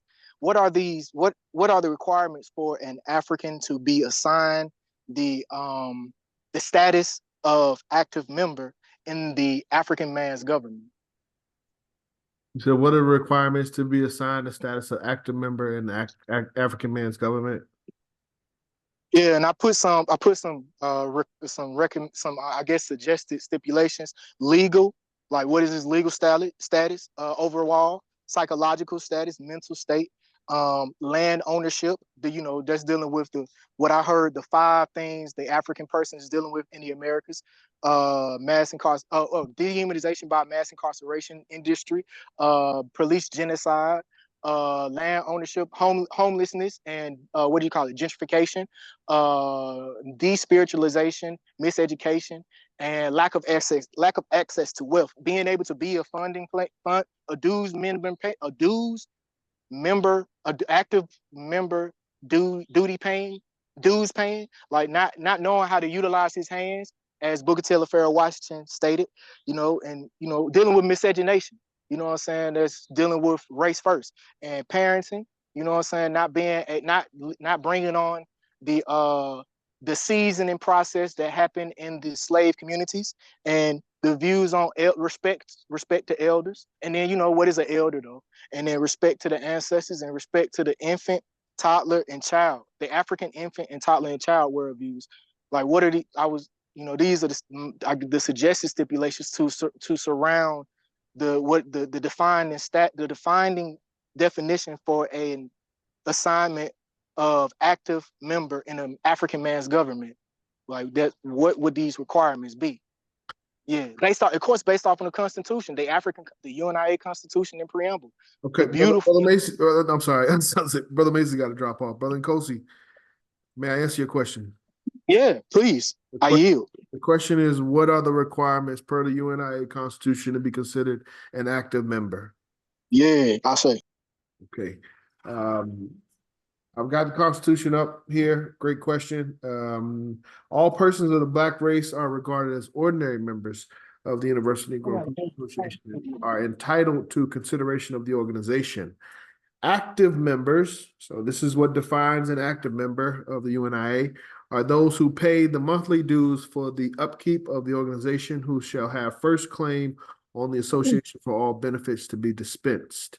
Only dues-paying members can participate in the administration and decision-making activities of the organization. The office holders are entitled to voting rights. To answer your question, in order to be an active member in the UNIA, you must be an African. One thing that's not mentioned in the Constitution, but is it implied, you must, fill out a membership application and pay your dues. Those are the requirements to be an active member. And you also got to have mobility to be able to, right, and mobility to be able to be there and face, and also cellular wireless service and Wi-Fi. And so, what about the homeless, or the homeless African, or the disindustrialized African, or the lobotomized African who sees red, black, and green as the only way for the African? Those stipulations that you mentioned have they're not constitutional. Not in the Constitution. Yeah, as long as they're paying dues, no matter if they're homeless, they have internet, they have a cell phone, they got 1 foot, they are. They don't have internet. They don't have a cell phone, and they can't be. And that they ain't got no skills. None And, of those stipulations are in the Constitution for qualifications for active membership. Is there a way to utilize the Constitution as a foundation to put the modernization of the time? Because if you don't have access to telecommunications, and if your skill mastering for mobilization is weak, docile, or as Herbert Spencer would say, inferior, then you pretty much would be viewed, I would say, as a vagabond. So, you know what I'm saying? Brother Kosi, we're getting very deep. These are officer executive body type of discussions. This is not something for that we can come to a conclusion on for the general body. I mean, for general mass meeting. Yeah, but it got to be put out there. That's all. I ain't trying. It's a problem solving cycle. That's all. That's part of the conflict resolution. Understand. But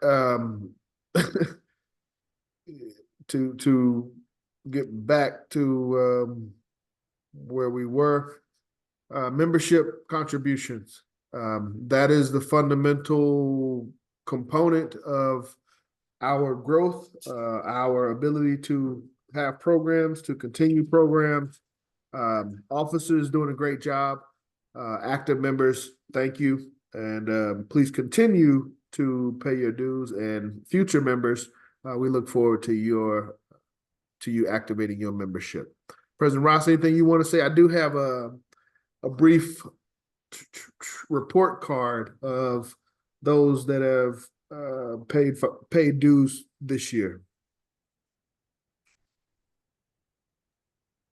Just want to let Brother Nkosi know we're not at that stage of satellites and fighting germ disease and these things. We are at the stage of preparing an emergency package, Band-Aids, first aid kits. We're there at that stage, but some of the things at stage in numbers or neither in finances. Got to work from where we are to get to where we want to be. So I invite you to join in and help us do this so that we can reach to the stages you're mentioning. Yes, sir. Race first. Thank you, President Ross. And the good thing is also recognizing that there's a need. Because once you recognize there's a need, then you can work towards, we as a body can work to fulfilling that, as much as we are able to do by ourselves, and then do more as we increase, as the membership increase. Thank you, Lady President. I'm gonna last thing for us, and then we'll go to membership. I just wanted to, as we talked about finances, I want to acknowledge those that have contributed thus far and allowed us to get to where we are, particularly this year. So this chart basically looked at those that have made contributions throughout the year. The ones up top have made the largest contribution for the year. And don't feel bad, anybody, because these two individuals paid $50. So they were first year, they just joined this year. So for those that, ordinary members, we can only pay, we're only giving credit for $46. So if somebody pays $50, they automatically pay more than you. But that doesn't mean you did something wrong. Couple things. I've got a grade here. Anybody with A++ has been a consistent active dues paying member for 5 straight years. So kind of want to acknowledge those individuals. Ras Marvin, treasurer, brother Derek, which most of us don't know. Sister Deborah, I believe this is Deborah Bonaparte, somebody who doesn't necessarily come to our meetings, but they are paying dues. Attorney Imhotep, Counsel General, long time, 5+ years of active membership. Robert L, he's got an A+, so he's got at least 1 year, in between 1 and 5 years of continued membership dues.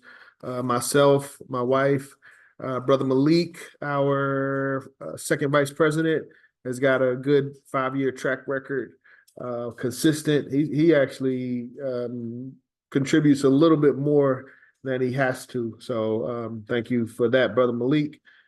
Eric, hold on, wait a minute. Nah, Brother Eric, you ain't got no 5 years. You ain't even been here. I don't know what happened there. You probably got an A+. Just keep doing what you're doing, Brother Eric. You're doing a great job. Brother Cornelius, longtime supporter. And those are all of the current members that we have that have paid active dues for at least, for 5 years consistently. So I want to take a moment to acknowledge them. President Ross, I guess you'd be the spokesperson for our longtime active dues members. Anything that you want to say to our membership? How do you do it? What keeps you paying your dues consistently? Thank you, President John. From 2009, I've been paying $3 a month dues. And, I was president from 2009 to 2021. And President John, you can testify that as president, you not only have to pay the dues, but also you have to pay for different things the division has to do.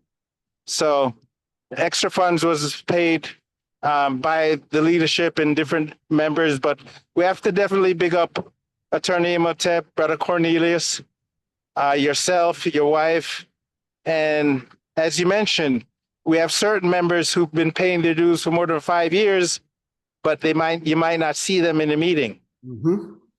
All these brothers and sisters who've been paying their dues, $3 a month for years and years and years, we thank y'all so much, because without y'all, we wouldn't have a budget each month as a division to operate.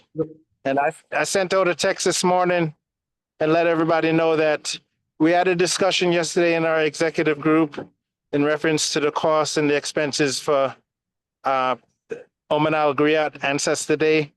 And what I want to bring to everybody's attention is we're focusing on money going out, but we're not focusing on how we get the money to come in. Yes, sir. And definitely think about that, y'all, because that's the vital part. Those members who are paying dues, yes, it comes from them. That's how we get the money coming in. But what is the mechanism, or how did it happen? How is this done? Brother Malik and Brother Cornelius paid dues this morning. They didn't get up this morning and say, I'm going to pay dues. They didn't even stop to pay dues. It's because they're on the automatic system that automatically collects the $3 a month dues. So we need to all get up on this system, unless you're going to pay your whole year dues in January, like everybody should, if you're not on the system. So we just want to thank those who've been paying the $3 a month dues, and especially those longtime dues paying members, because that's what put us on a map. That's what enabled us to have Marcus Garvey Day. That's what enabled us to have this Zoom, because the Zoom, we have to pay $30 a month. That's what enabled us to have the Whirlwind. That's what enabled us to have our email system, our PayPal system, all of these different systems that we have to pay dues to make sure we continue to have them and we can grow it. And President John mentioned certain things. The Constitution says that the division is responsible for paying the expenses of people who represent the division at the HEC and the convention. But we're not able to get to that stage yet because we need more dues paying members. So with 500 active members, 500 people paying their dues, $3 a month, y'all, that's a $24,000 yearly budget.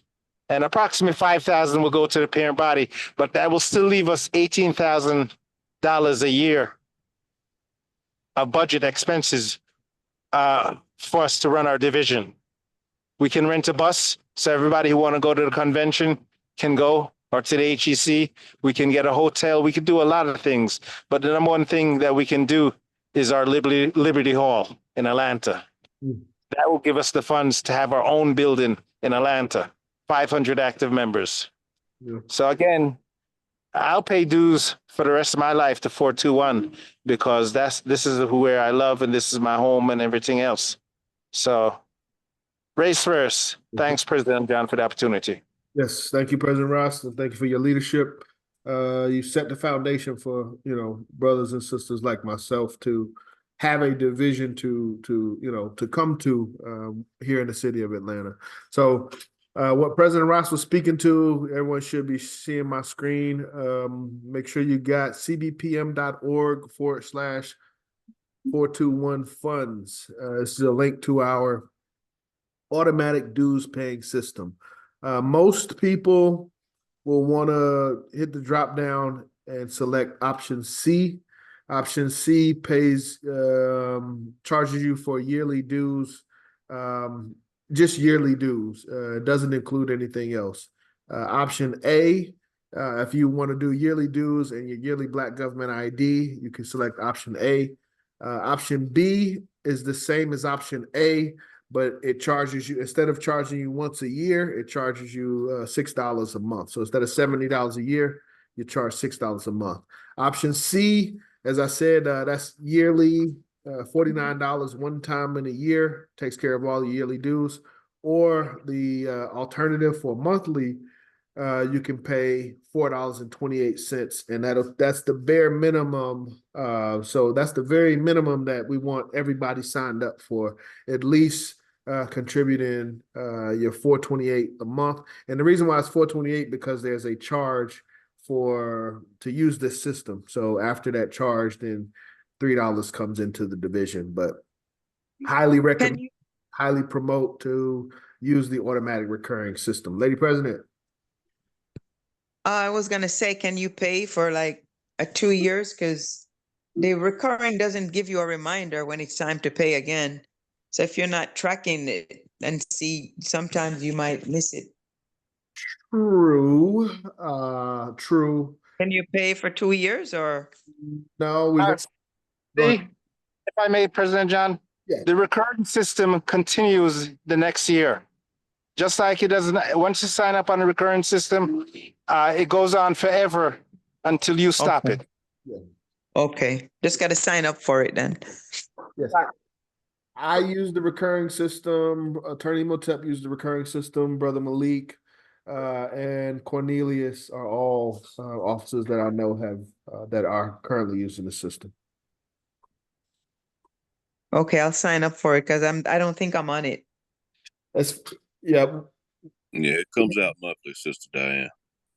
Yeah, please do. Okay. This as President Ross said, from a leadership standpoint, this makes me a lot more comfortable. And it's not even a financial thing, but just from a decision-making standpoint. We don't want to, pay $3, make a bunch of decisions in October, and then come November, we're not paying dues anymore. So when we pay up front in January, that puts some skin in the game, puts some commitment. When we signed up to the recurring system, that puts some commitment behind our decisions. So that's why, I think it's important for officers definitely to pay our dues annually, pay our full dues every year. Okay, that was probably one of the most important things that we wanted to touch on. Make sure everyone is paying dues. I don't have anything else, I don't think. Yeah, that was my last slide. With that, I'm ready to move to member share. Is 7:15. Lady President, could you host member share for me, please?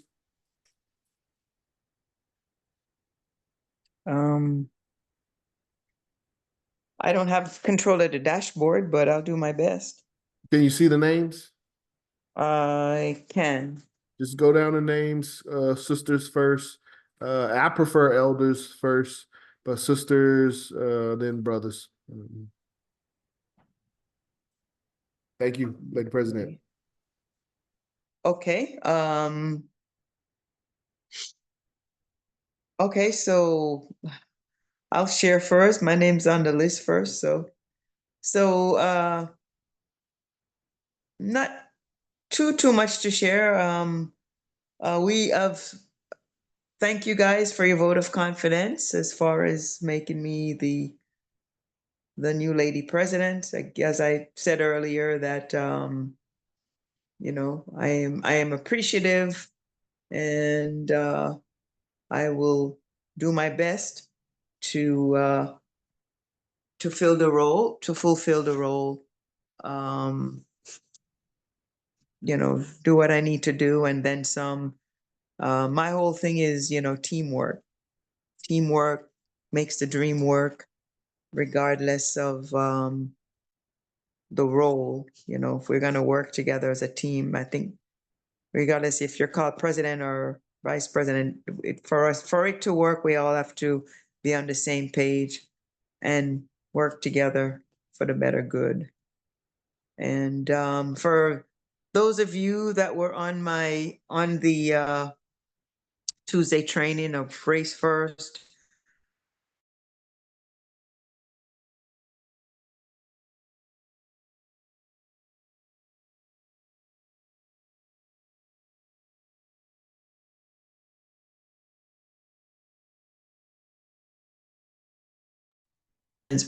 or We couldn't hear. I can hear you.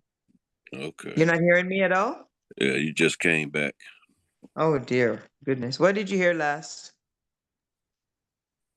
You just started talking and it faded out. Your Tuesday training or something. What was on the Right. executive study group called? That's the last thing that I heard. Right. Okay. Thank you guys. Sorry about that. Don't know what's going on with the phone here, but in any event, the Race First course, I was trying to determine if I should just send out wherever we left off, just a question and answers, or pick a Saturday at 11 to kind of wrap up the balance of it, which is not a whole lot left. But for all who were on the training, the Tuesday training of the Race First, you know, I kind of wanted to see if we try to finish it up on a Saturday, who all would be able to attend, maybe at 11.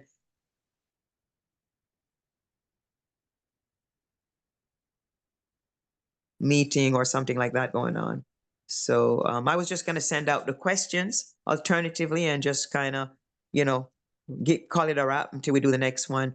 But I kind of get a little sense like I'm leaving it hanging and we didn't really complete. I didn't really get a sense of completion. So that's why I was thinking perhaps, you know, we should take it to Saturdays when we don't have any of our executive meetings and just kind of do that until we complete it. So we don't have to vote right now, but I guess I'll toss it around some more and see which way to go, unless anyone has any suggestions. What vote we talking about, Lady President? Race First. Oh, to continue. Oh yeah. I definitely support continuing Race First. We ran out of Tuesdays, partially, you know, my emphasis to push message to the people. So we're doing message to the people on Tuesdays, but I do want to continue and finish Race First. So I'm supporting Lady President if she can find a time slot where she's available to continue. I think we had a few chapters for questions, but we only had one chapter that we did not finish reading. The last chapter. Right. Yes. So the only day I was thinking, because all the rest of the week is occupied, with other things. And I guess it's good to have one day doing something in the week. But we're doing something Monday, Tuesday. We're doing something Thursday, Friday. Wednesday, what are we doing on Wednesdays? I think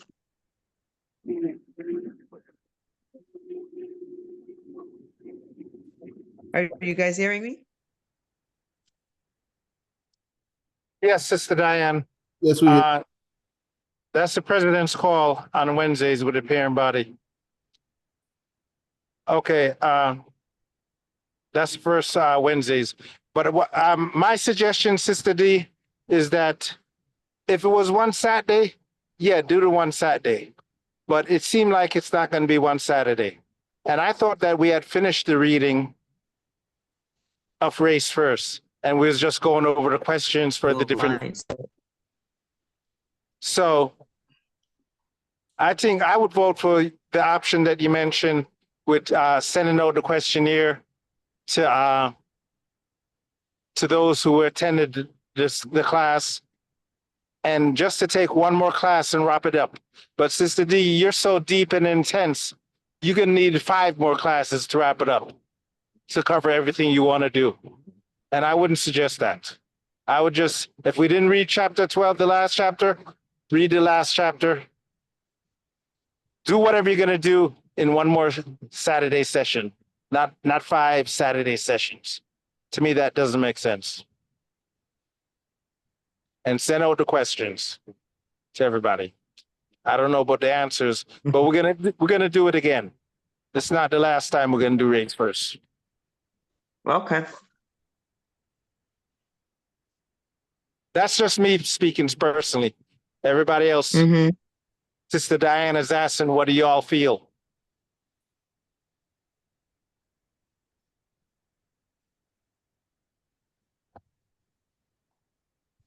Brother Art, Brother Ormond. Okay, I agree with whatever day you choose, you just send me the flyer and I will respond from there. I guess that's how it would go, right? Yeah. Okay, well, I'm on the list. If you have me on the list, send me the flyer and then with instructions. Well, we were trying to decide if we should just do one wrap-up session versus continuing it in the manner that we have been, like milling through the various chapters and things of that nature. And that was for Saturday, right? Saturday at 11 o'clock in the morning, or was that canceled? Well, that was one option I had proposed, but that would be fine by me. I don't know how the others would feel. It was either that or one wrap-up session. Either way, so yes. One wrap-up session, which I think Brother Ross is saying, add in that other chapter and bundle it all into one package and be done until the next time. Right. Yeah, I'm good either way. The one package sounds real good though. Okay. So we just need a date and a time. Yes, exactly. So we'll solidify a date and time, and then we'll do that. Okay, sounds good. So yeah. We'll wait on you.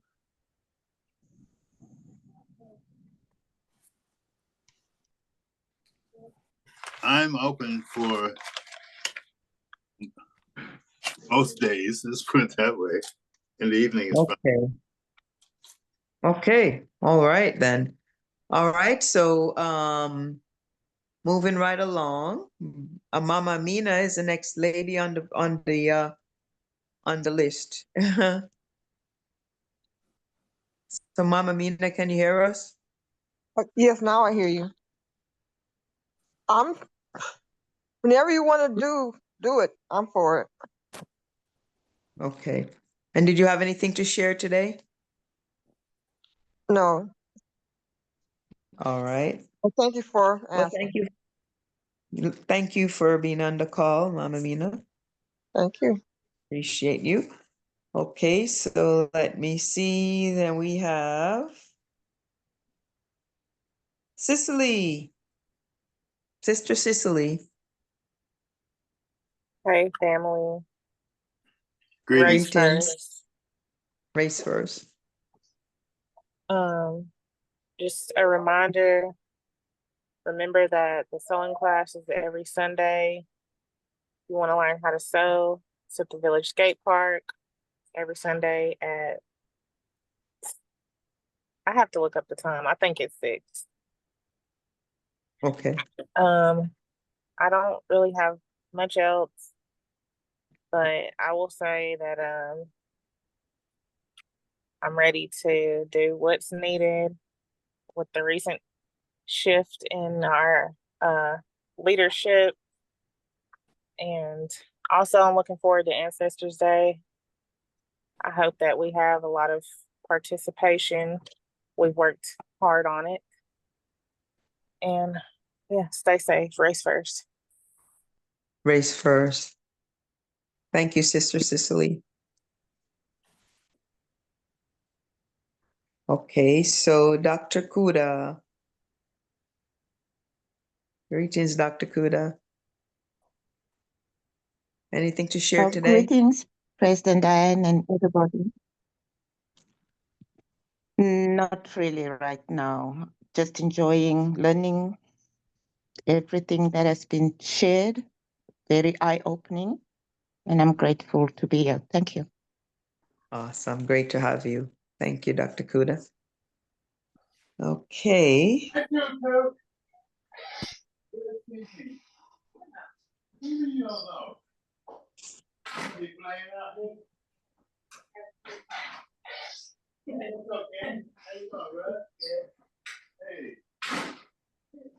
Okay, so let's see. A phone call just came in and messed up my, okay. All right, so I believe then we will go to, let's see. President John. Oh, you did? I went to the game yesterday. Oh, where was that? Excuse me. Right. Yeah, what is that tape? Somebody looks like a TV's on or something. Oh, We need to turn it off, or we need to cut them off. Is that the television in the background? It's Brother Almond who's not on mute. Oh, okay. Oh, and make sure he makes that bed up in there before he leaves. Oh, brother. I don't know. Okay. Excuse me, Sister Diane. Yes. This is Aziza Al-Kibalan. And I just have a question. When will I didn't call you. I didn't see you on here. Oh, that's okay. My question is, when will we have our next in-person meeting? Great question. Great question. Brother John had mentioned a spot. In fact, where they're at currently. Is this going to be our new spot, Brother John? Are we going to go back to the Griot, or what was our decision on in-person meetings? We need to discuss that as an executive body. I believe the Black Achievement Fund and the Kemet Club are working with us. So we kind of just need to put our options on the table. We need to put our options on the table, the expenses for each of the options, and as a body, make a decision as we always do. One thing I'll say right now, and Baba James, Baba James is a member. I don't know how the support, eventually we're going to, provide some funds to the Black Achievement Fund to keep them going, obviously, but I did not have to pay anything to be in this space tonight. So the Black Achievement Fund uses this space for events for non-members at $40 an hour. So we can rent this space out $40 an hour. And we know, so that's just something we got to consider. What are the rates to utilize the spaces? And what are we going to do at each space? And what are the benefits that we might be able to share with each other to use space? Okay. So yeah, sound like we need to have that'll probably be a topic for November executive meeting. Physical locations. What are our options for physical locations? This space holds for Yeah.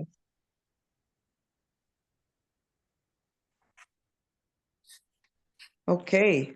Are there any other ladies, sisters on the call that I haven't called on? Because I didn't see any more sisters' names on here. Did I call in everyone?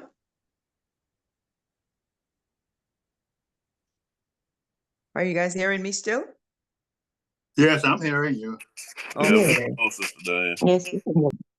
Okay, awesome, awesome. Okay, so now I see President John. Brother Ross, you spoke a few times. Did you have anything else to share? Lady President. No, I was asking if you had anything else to share. I know you spoke a few times. Did you have any particular thing else to share? Yes, can you hear me? Okay, yes, I'm hearing you now. Yes, I just want to congratulate you as our new lady president and thank you for your service. I think you'll be a great lady president for our division. And I'm with you fully, and you can call on me anytime to assist you in your works as lady president. Race first. Race first, Brother Ross. Thank you for that. Thank you for your vote of confidence. And I'm sure there's going to be incidences where I do call you. And again, I'm committed to sharing and doing my best in this position, serving and doing my best. Okay. So next is Brother Armin. Oh, let me see my. Okay. Greetings, family. Race first. Greetings. I really have nothing extra, nothing to add. So I'll just pass. Race first. Race first, Brother Orman. As always, great having you on the call with us today. Thank you, Sister. Lady President Gordon. Thank you. And Brother Art. Bye, Dad.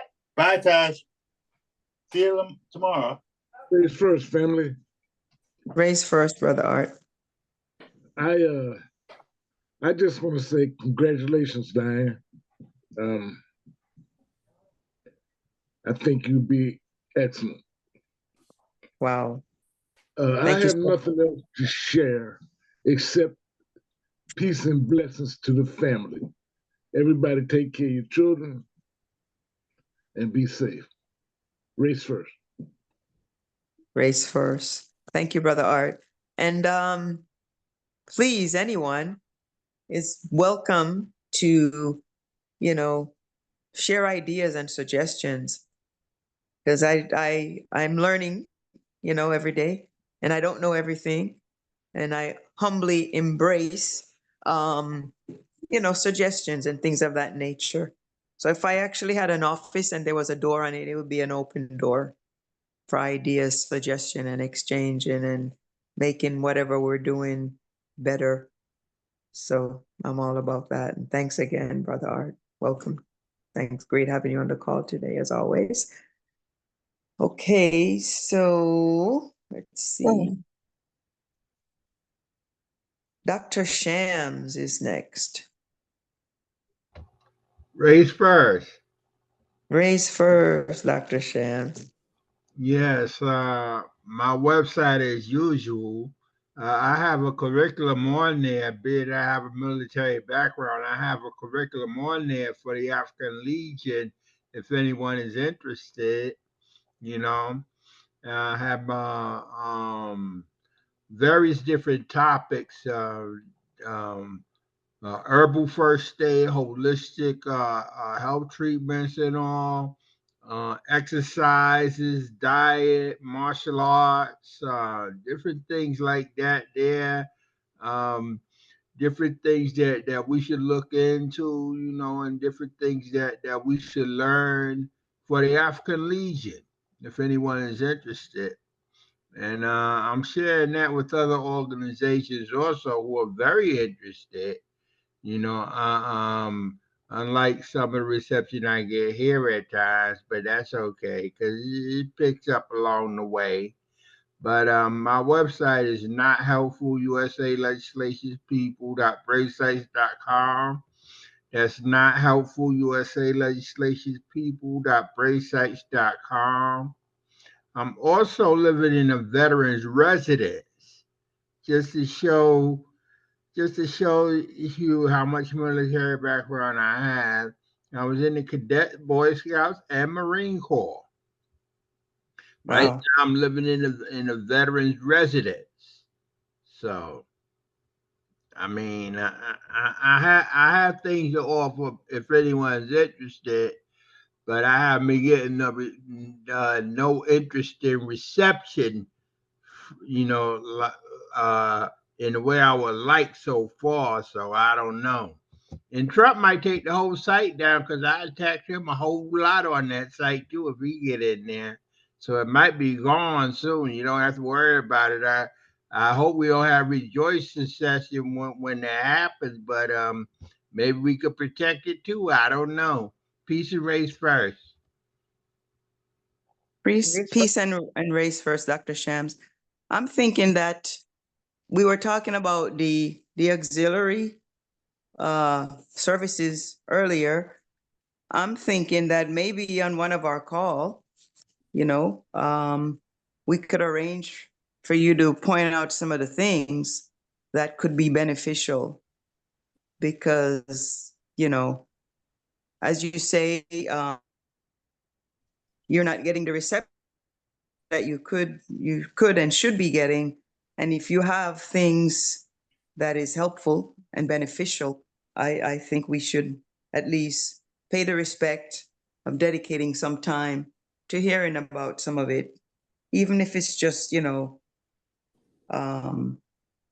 if it's just part of the call, maybe a half an hour or something like that. So I will move for us to determine a time where we can do that. And, you know, I would love to, for you to share with us and maybe on one of our meeting like this one, the mass meeting or something. That's much appreciated. Peace and race first. Much appreciated. Thank you very much, sir. Thank you, Dr. Shams. Peace I and see race first. I see you're going to be a wonderful lady president already. So I appreciate everything you have to offer, everything you're sharing, and race first. Race first, and we appreciate having you on the call. Thank you. Yes, and so, Brother Imhotep. Greetings, Africans. Greetings, bro. I'd like to add my congratulations, Lady President Diane. I think also that you will make an excellent president, and I'm just looking forward to it. And the division will be the benefactor. And thank you again for accepting, and good luck to you with all the hard work you're about to do here. Added hard work in addition to what you've already done. And I'm looking forward to your term as Lady President. Thank you. Congratulations.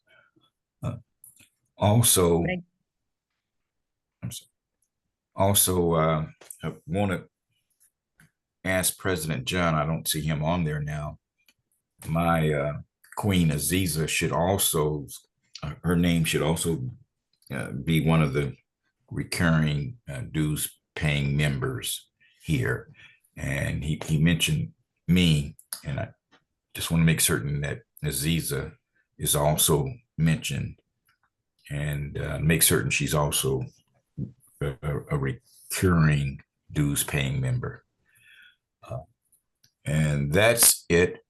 Nothing further to add. Thank you all. Race first. Race first.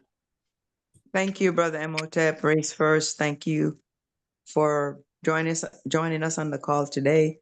And by all means, suggestions are always welcome. Ideas are always welcome. So, Lady President, in reference to what Attorney Imhotep just said, Consul General. Yeah, we leave out Sister Aziza, but Sister Aziza has been paying dues for over 5 years straight. Years. I don't know how many years, but a whole bunch of years. And you're right, Attorney Imhotep. We did look over Sister Aziza because she's been paying dues as long as you have been paying dues. 10 years or more from when y'all joined. So I'm on the road. I don't have the information in front of me, but yes, let's big up Sister Aziza too, because she's always been paying dues 421 since the first day she became a member. Race first. Race Yes. first. Thank you for that recognition. And I want to also congratulate you as well. And I would like to get with you sometime to see if we could have a sisters meeting here at my home, and just to be able to have the ladies come in and share as well. that would be wonderful. I'm open to that. Yes. And thank you so much. I am open to that. So that's just a matter of coordinating, trying to see which day is the best for everyone, for all the ladies. And that would be good, I think. Yes. Yes, race first. Race first. And so, Brother Maurice.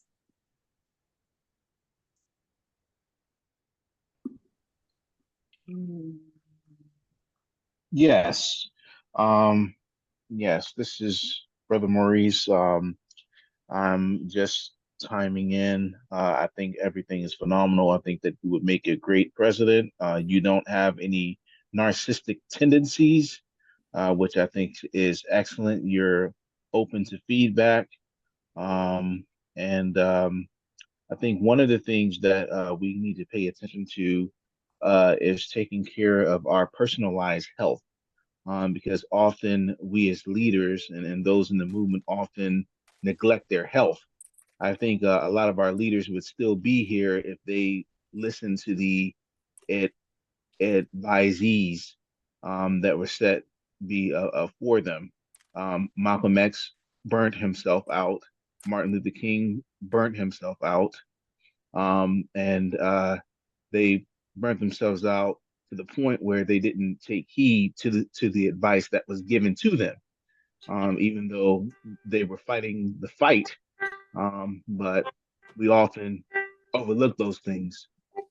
So taking care of our personal health, I would like to do a presentation on self-care as a chaplain, as a mental health professional. I think that that's critical. That would be amazing. Thank you, Brother Maurice. That would be amazing. And we could have a day where, we all just kind of share important things like that to benefit the members overall. So definitely, again, I'm open. We just have to coordinate and find the day to do it. It could be on the mass meeting. We just could kind of divide up because it's a long call, and we can divide it up. We can divide it up, based on what Brother John has scheduled.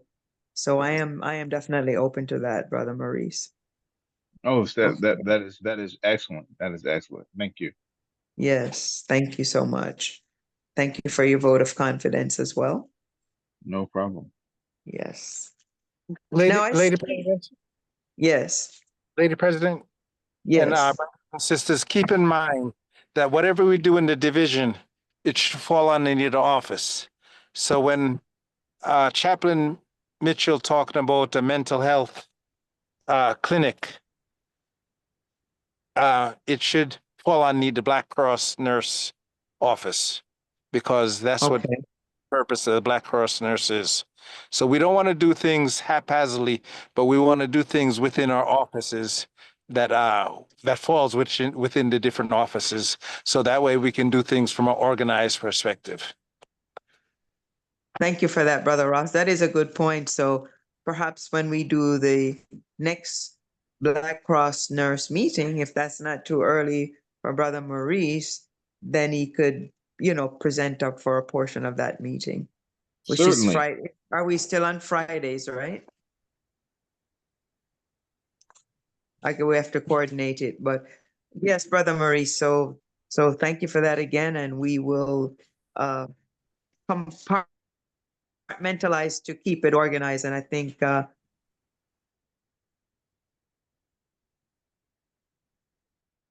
would be great. Okay. All right. So next we have Brother Malik. Yeah, I don't have anything to share, and I just want to congratulate you on your promotion.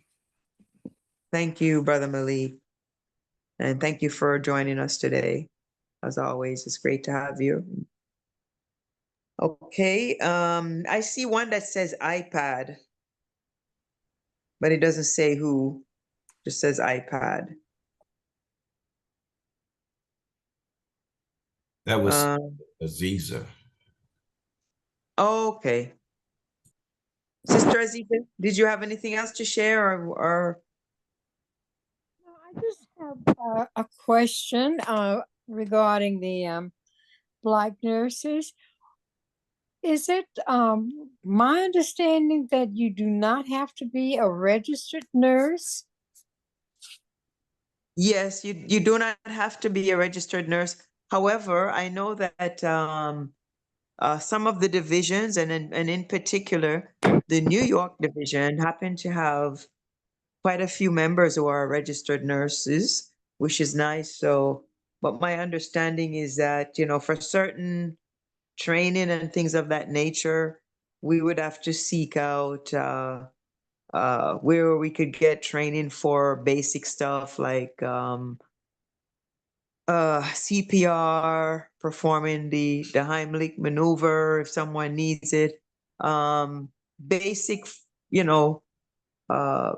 first response kind of stuff for us to learn. So part of the whole thing is going to be seeking out where these things are offered locally so that our nurses, our Black Cross nurses, can be trained. And, if we have some folks on board who are registered nurses, it'll be amazing and wonderful to have these nurses be on board with us, because we have to. Yeah. Yes. So I'm open to learning how we could get access to that information to share it with the team. And the Black Cross nurses, it's not just for nurses. I mean, not just for female. So on the meeting we had last Thursday, I believe, Black Cross nurse could be male or female. So for any male on the call who is medically inclined and just, want to serve the community in that way, in that manner, definitely. I know the word nurses may throw people off, but yes, we should. I have a question. Yes, go ahead, please. Yes, my dear sister. I had a question. So, if you have people, if you are a medical doctor, will you be overqualified to serve in the office or in the Black Cross nurses? How would that work? I think a medical doctor would have so much to offer. We would not turn our nose up to that. It'll give us stature and honor and, all that. So definitely no nose turning on that. Okay. Yes. And that was, I'm sorry, who is that? I can't see the. Chaplain Mitchell. Yes, okay, sorry about that. It didn't light up. Okay, Chaplain Michelle, we are definitely open to making our team better, open to working with people and different things to enhance what we're offering our community, and open to bring in new membership and having, I kind of believe, I lean along the line of the build it and they will come philosophy to some extent.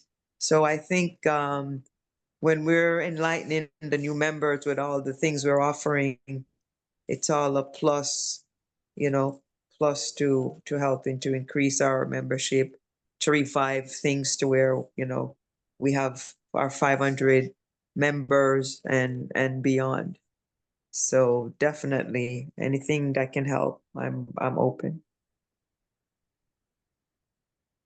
And I'm not seeing any more names, so either that's the end of my list, or I can't see any additional names. So if I didn't call on you, a brother or a sister whose name I didn't call, by all means, just say hello or let us know if you have anything to share.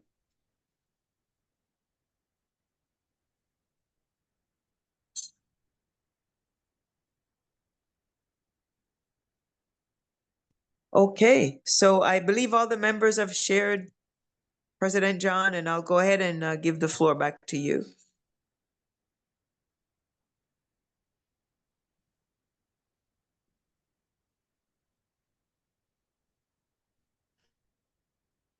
Are you guys hearing me? Is brother President John still on? Yes, I'm here. There he is. Oops. He's President John? Hello? Yes, I'm here. Okay. No, I was saying that all the members have shared. So I was going to go ahead and give the floor back to you.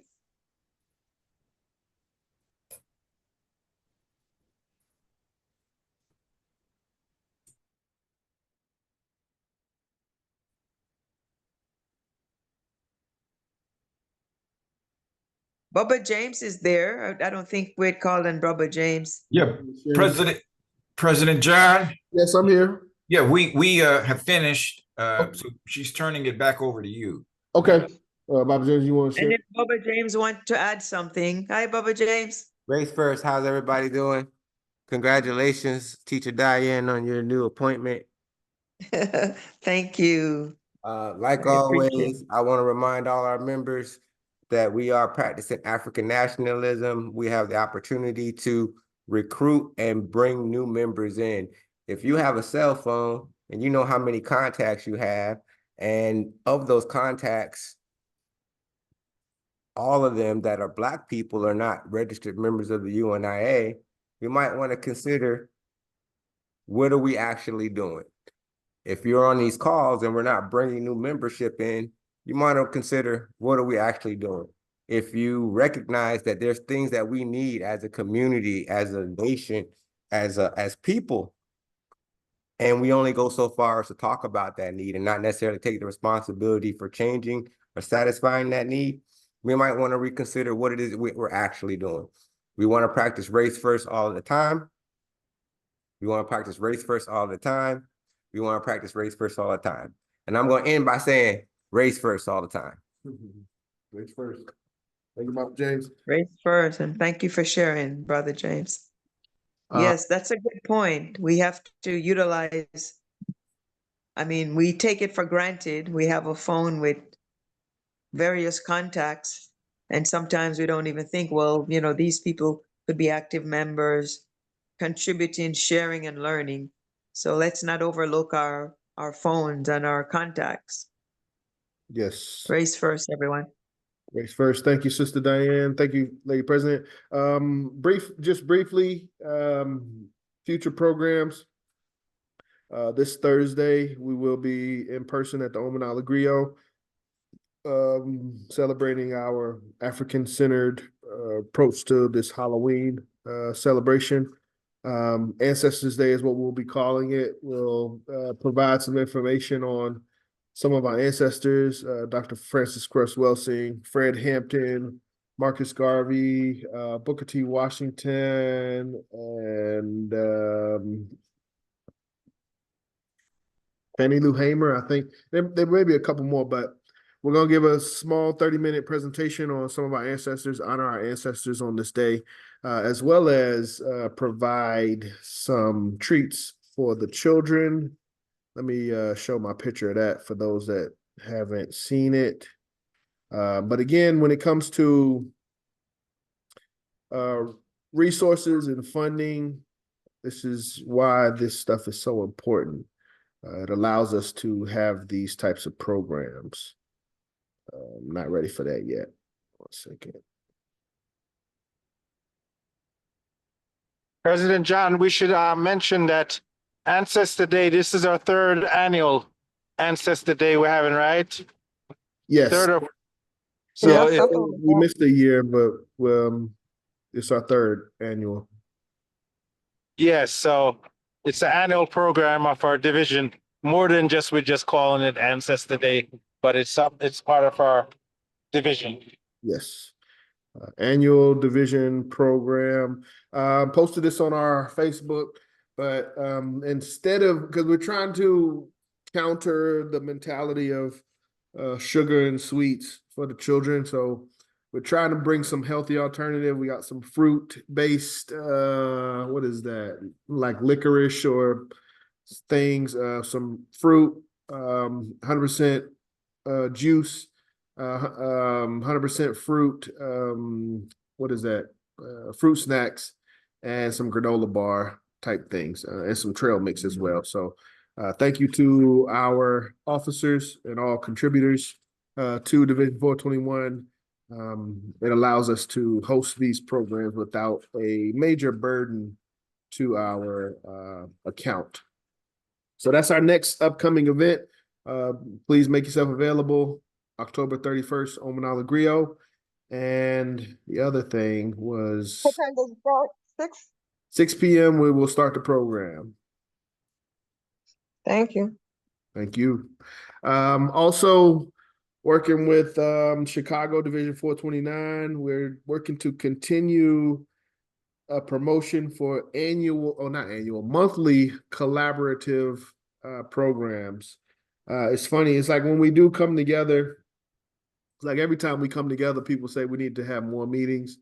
But then as soon as you start to have more meetings, people say we have too many meetings. But since June, Mr. Garvey's transition, June 10th, we have held collaborative programs with Chicago. So Garvey's transition in June, July, we did a program for the founding of the U.N.I.A. August, we had a couple programs. August 1st, we did First International Convention of African People or Negro people. August 31st, we had our international celebration, International African Independence Celebration. September, we discussed UNIA economics, Black Star Line, Negro Factories Corporation, and African Communities League. Last month, October, we went over UNIA-ACL Auxiliaries. And this next month, November, we'll be looking at the history of repatriation. The theme or the foresight with the planning is, we know the election is coming up.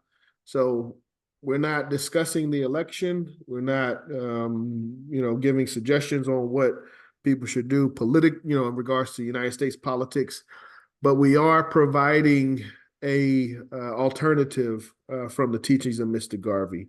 What is our approach or stance today on repatriation? What is needed? What people are needed? What resources are needed?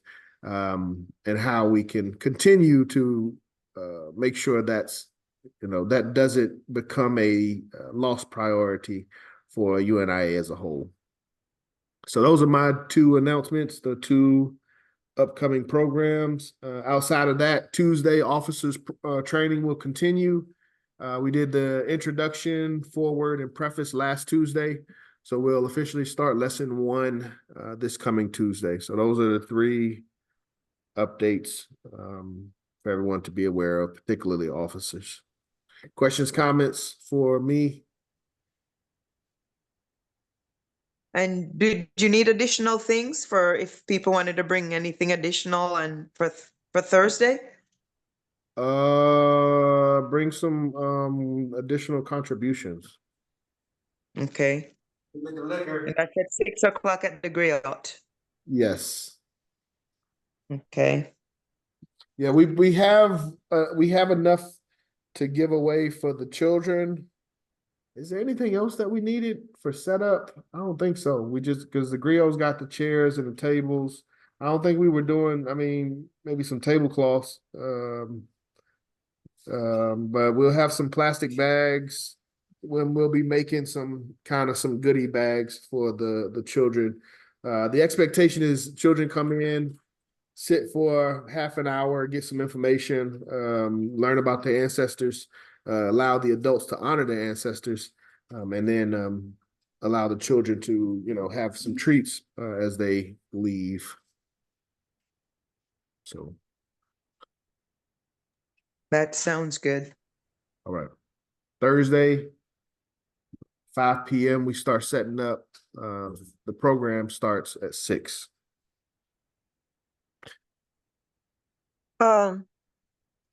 Sister Diane or President John. Yes. I just wanted to share at this meeting that when I gave up the Lady President, this is Mama Amina, I gave it up not because I was not in conflict with you. I gave it up to give these younger people an opportunity to participate in the organization. And that's why the sister tried to claim that, I gave it up similar to her, but that was not the case. Thank you for that, Mama Mina. And thank you for mentioning that. I did want to make sure you had a chance to speak and to share. And if there's anything else that you wanted to add in regards to, what happened yesterday. But yes, you are officially our former Lady President. So Ra Ebony was your successor. But right. Great relationship. You've done a great job as an elder coordinator. You're always there. If I have any questions or concerns, we continue to stay in communication. So I'm not sure, what happened with the current administration, but it has nothing to do with, it wasn't any issues that was inherited, I'll say. Without a doubt. I mean, I work with you just like I work with Ras Marvin. And there was no conflict. And brothers and sisters, from a leadership standpoint, this is expected. Sister Ra Ebony, she as Lady President, whoever serves as Lady President is our highest female officer. And I try to respect that officer as such. So when it comes to demands or anything like that or orders, I don't do that with the Lady President. We have a very mutual respect for one another. With other officers, subordinates, we can, hey, I need you to do this, I need you to do that all day, all day, all night. But I feel that President and Lady President have to have mutual respect for one another. And if not, it's what I would consider irreconcilable differences. Right. If there's not anything else, then we will prepare to close out with the Universal Ethiopian Anthem. Anyone have any comments, questions?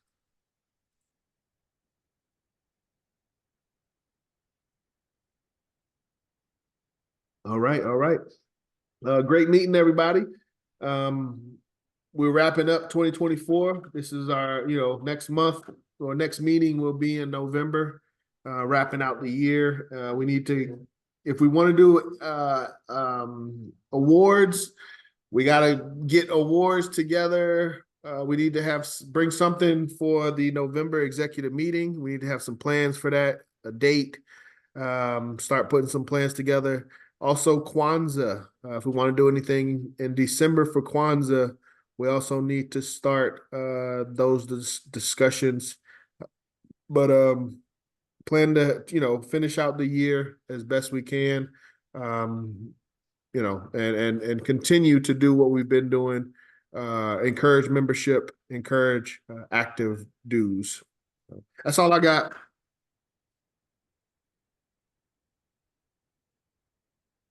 All right, we will close out with our anthem.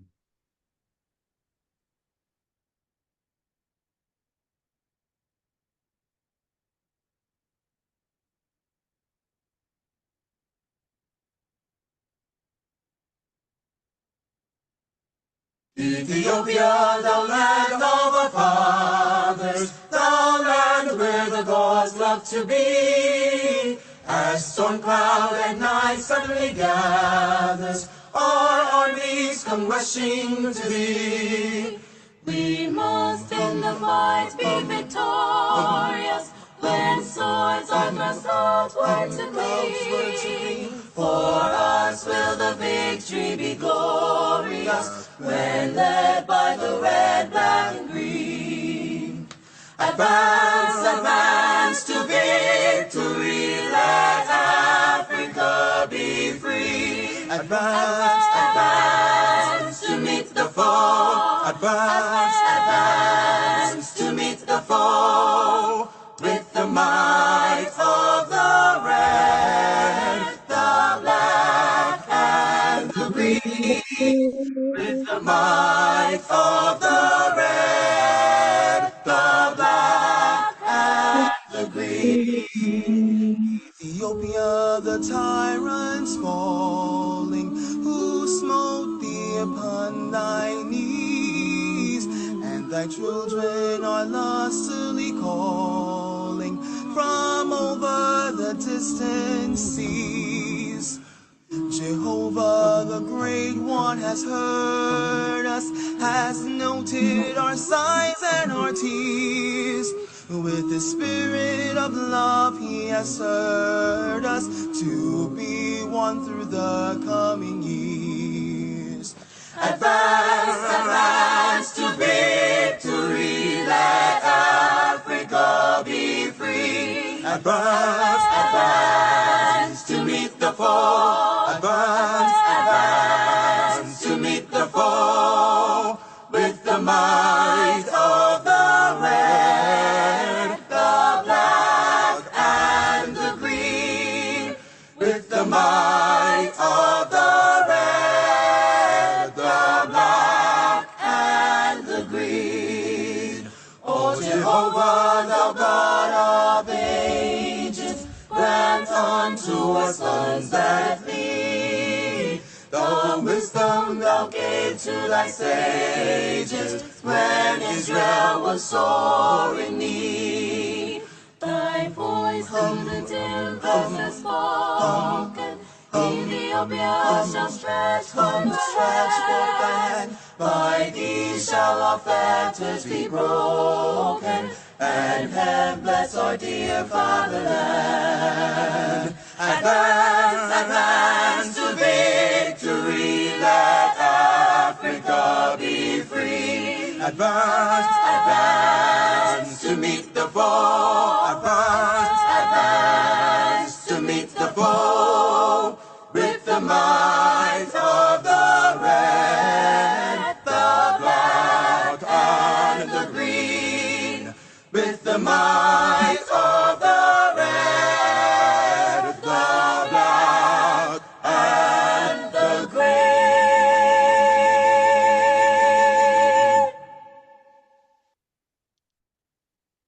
Grace first.